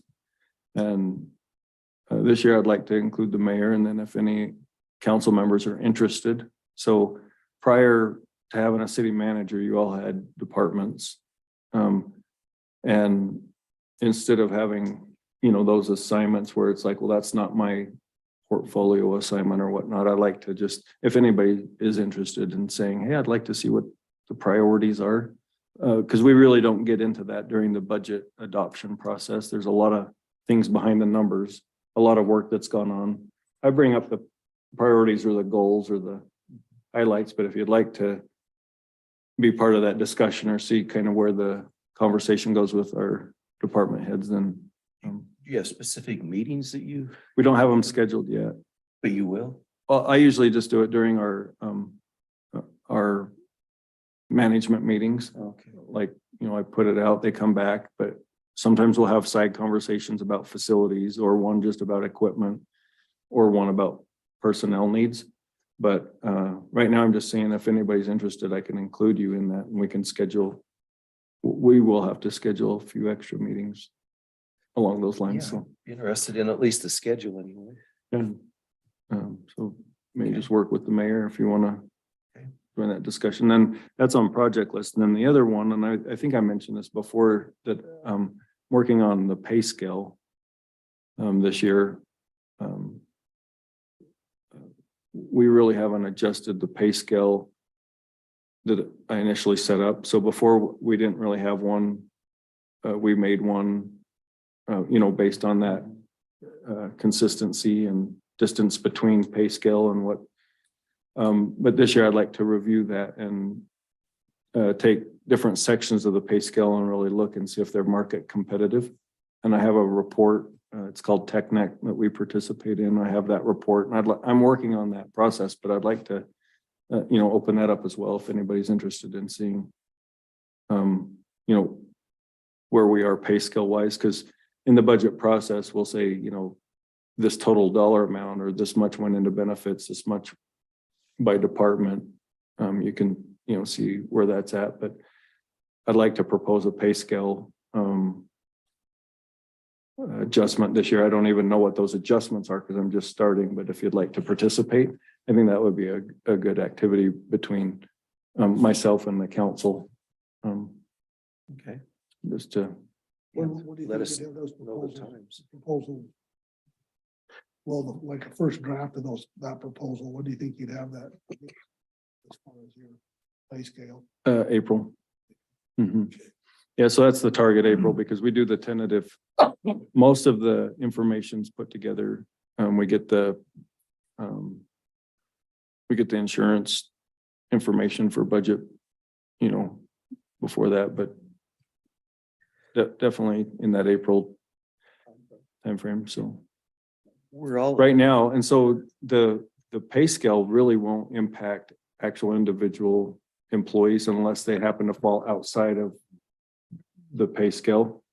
But the pay scale might adjust, but we're not talking about adjusting individual employees. I'm just saying, let's make sure that the positions are there and that range is appropriate, so that the idea isn't to really move people unless they get bumped out on either end of the pay scale adjustment. Well, I think we made a huge improvement right after you first got here, when we made some adjustments then, because prior to that, I thought we were probably not in line a whole lot, so, Well, and it's, it's not like we're hiring a outside company. It's just an in-house process. So Sometimes you pay a lot of money for those. The other thing I'm trying to do is, in that pay scale is create a pay scale for, positions that we don't currently have, so that, if we ever had a full-time planner, what would that look like? If we had a full-time engineer, what does that pay scale look like? And so we can put them on our books. And keep track of those, so those decision points are made. Yes. Yeah, well, So with those ranges, pay could go down. no. I'm trying to get a response from Denise. Well, for future hires, Yeah. but the likelihood of recruiting from where we're at going down doesn't necessarily make us. Just kidding there, Denise. Just make sure there's not more than 2 council members in that meeting. Yeah. So mayor and 2 council members, so that it's not a quorum. Yeah. If you're interested. Yeah. And the other thing is that also gives, instead of having other employees that are involved in the pay scale, I kind of just take the employees out of it and just make sense of those and make sure need to make some adjustments.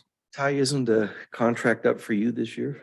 Yeah, so my review will be in March. You can have it I just told Denise maybe the last meeting in March, but you could have it next or the first meeting in March if you'd like. I don't think it says which meeting. Yeah, so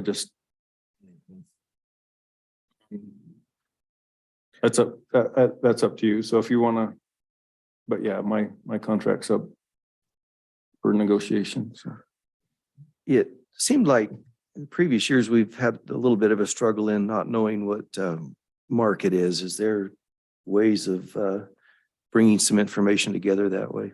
yeah, Okay. I have a report. So every city that participates, you can see the average, you can see the median, you can see the range, you can see the current pay, and then you could also look at individual cities if you're more interested in saying, because the report you can see all that detail. If there's a specific like city or that sort of thing, but Make it look, every city is unique. make it look good.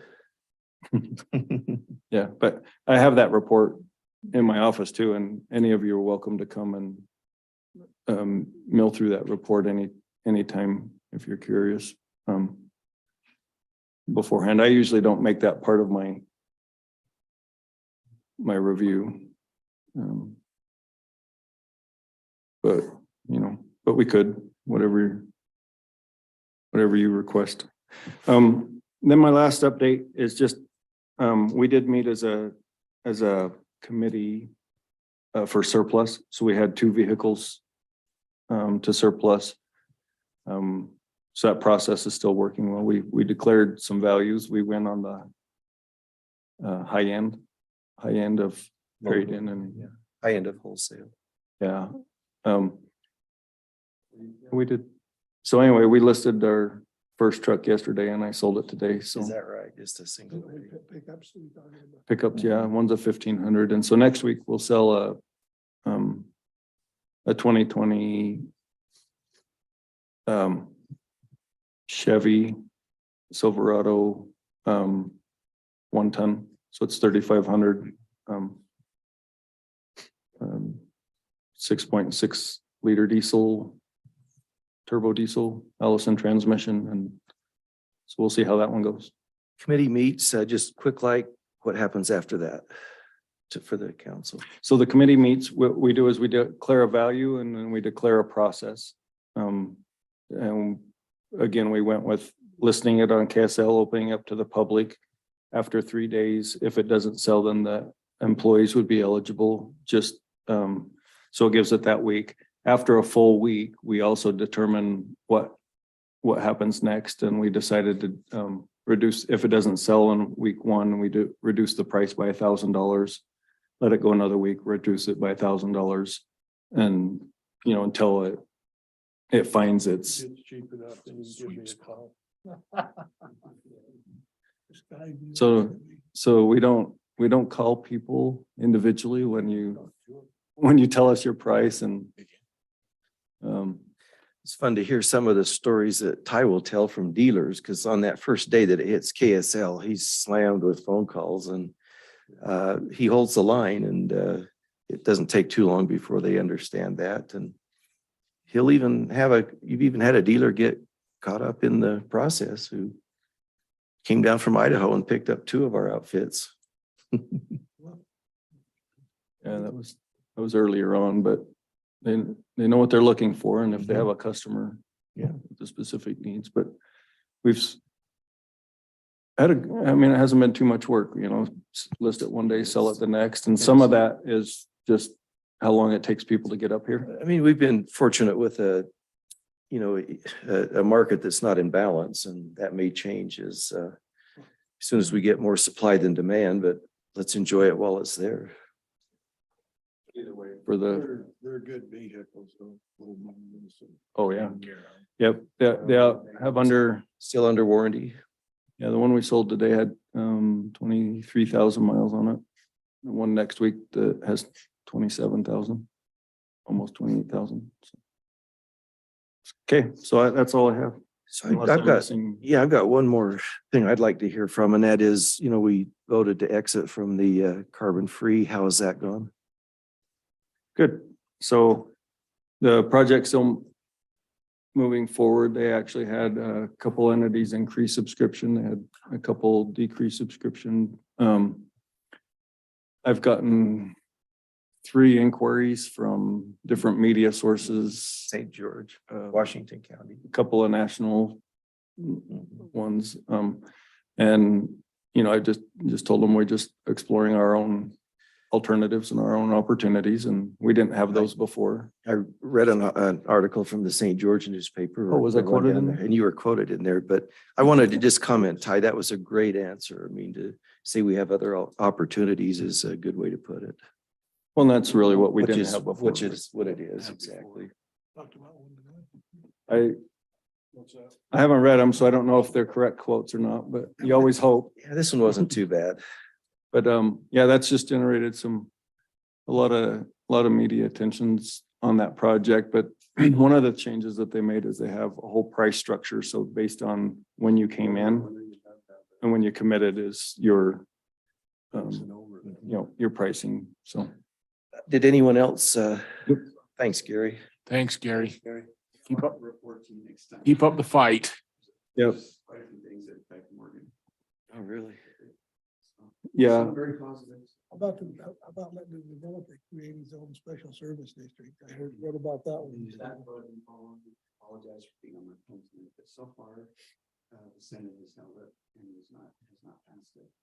And we've got 15 members of the Senate that are adamantly against it, so. With that. Oh, I hope. The other thing, Gary, is we're gonna announce that land use meeting where you do the legislative update for land use in St. George. So we're planning on just hosting a little Zoom. We'll zoom in on that and invite our planning commission and council for that update. Going down to Teresa will be from planning. It's a planning conference and anyway, that was my final update, is to show them that. I think they'll have I'll have a copy. I think that's great. 'Cause it's, that'll be awesome. yeah. All the land use stuff in one update is Yeah. a good I idea. like that Zoom idea. And if you need more, that's all I've been working on this whole thing. Okay, keep fighting the good fight. Lucky. Oh, that's- See you. Thanks, Drive Gary. safe.